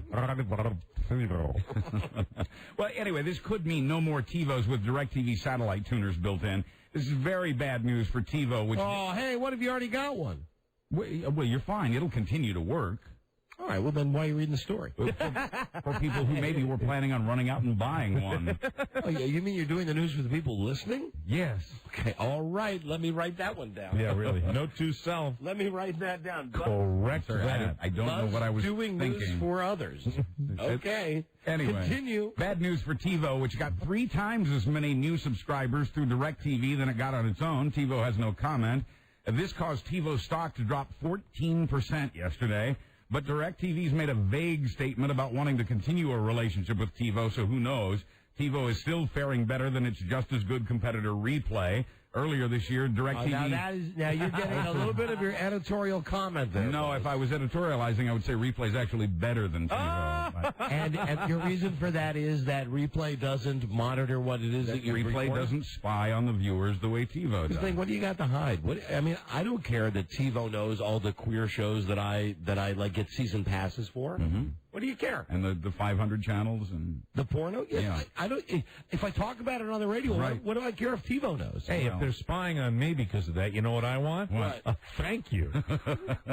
I think you'll get one. Thank you. Earlier this year, DirecTV also sold off its interest in XM satellite radio. So they're selling off a bunch of stuff. And now we're hearing that DirecTV may build its own digital video recorder. The best hope for companies like TiVo and Replay at this point may be one that the public's not quite ready for. TiVo's now talking about a machine that would let you download shows from the Internet, allowing you to dump both your satellite and your cable service entirely if you like. The new machines would still work with cable and satellite, and they'll still likely have shows you can't find anywhere else. Sounds too complicated to me. Cable and dish, but it's the modern age, Mike. Everything's moving forward. I don't know, that internet. You know, I might go for I might go for that, except. Well, it's DirecTV. If they move that to internet, see the only reason that I'm still sticking with DirecTV and like that, don't have Dish Network or Comcast cable, whatever, digital, high definition, is because DirecTV is the only place you get the NFL Sunday ticket. Right. That's the biggest monopoly they have. That's huge. That is absolutely huge. That is the only reason that I have DirecTV. Otherwise, I just have Comcast. I mean, I've already got that as well. Finally, he brought It's not easy being me. I know. And, you know, I got so many of those damn pop-up ads now, and I have one person to thank for that. Who? Jenna Jameson. Thank you, Jenna. She also says you're welcome. She opened the floodgates. That's like, really, it's like being punished. Finally, he brought it on himself, but a 28-year-old man in Aberdeen, South Dakota, had a bad day last Friday. I bet she caused a few pop-up ads in your pants. Pop-up ads. This guy... Yeah, what guy, Buzz? I'm sorry. A 28-year-old guy in Aberdeen, South Dakota. Yes. Got arrested for drunken driving at around 4 o'clock in the afternoon. Okay. And then again at around 6 p.m. That time, he had a loaded firearm in the car, which is also illegal. I'll drink to that. I'm Buzz Burbank. Oh, wow. On the Don and Mike Show. No. Yeah, that's me. No. We have got to go. Be back with the all-new episode tomorrow. Thank you today to Leslie Moonves. Yeah. And also that awful segment we had, that awful great segment. Who is it? Southern Discomfort. Yuck.com. That's it. And thanks to Joe. Mm-hmm. And thanks to President Reagan for making Joe's appearance possible. And happy birthday to Catherine O'Mara. That's right. There you go. 9 years old today. There you go, Tiger. And that the other thing, I've done that. Okay, good day to you, sir. Good day to you, sir. Good day to you, sir. Good day to you, sir. La-la. You're in good hands. Get out of here. Blow out the candles. Eat a lot. Till we meet again, this is Sammy Davis Jr. saying, be kind, be nice, and I hope the next performer has the pleasure of having as nice an audience as you've been tonight. And let me leave you swinging.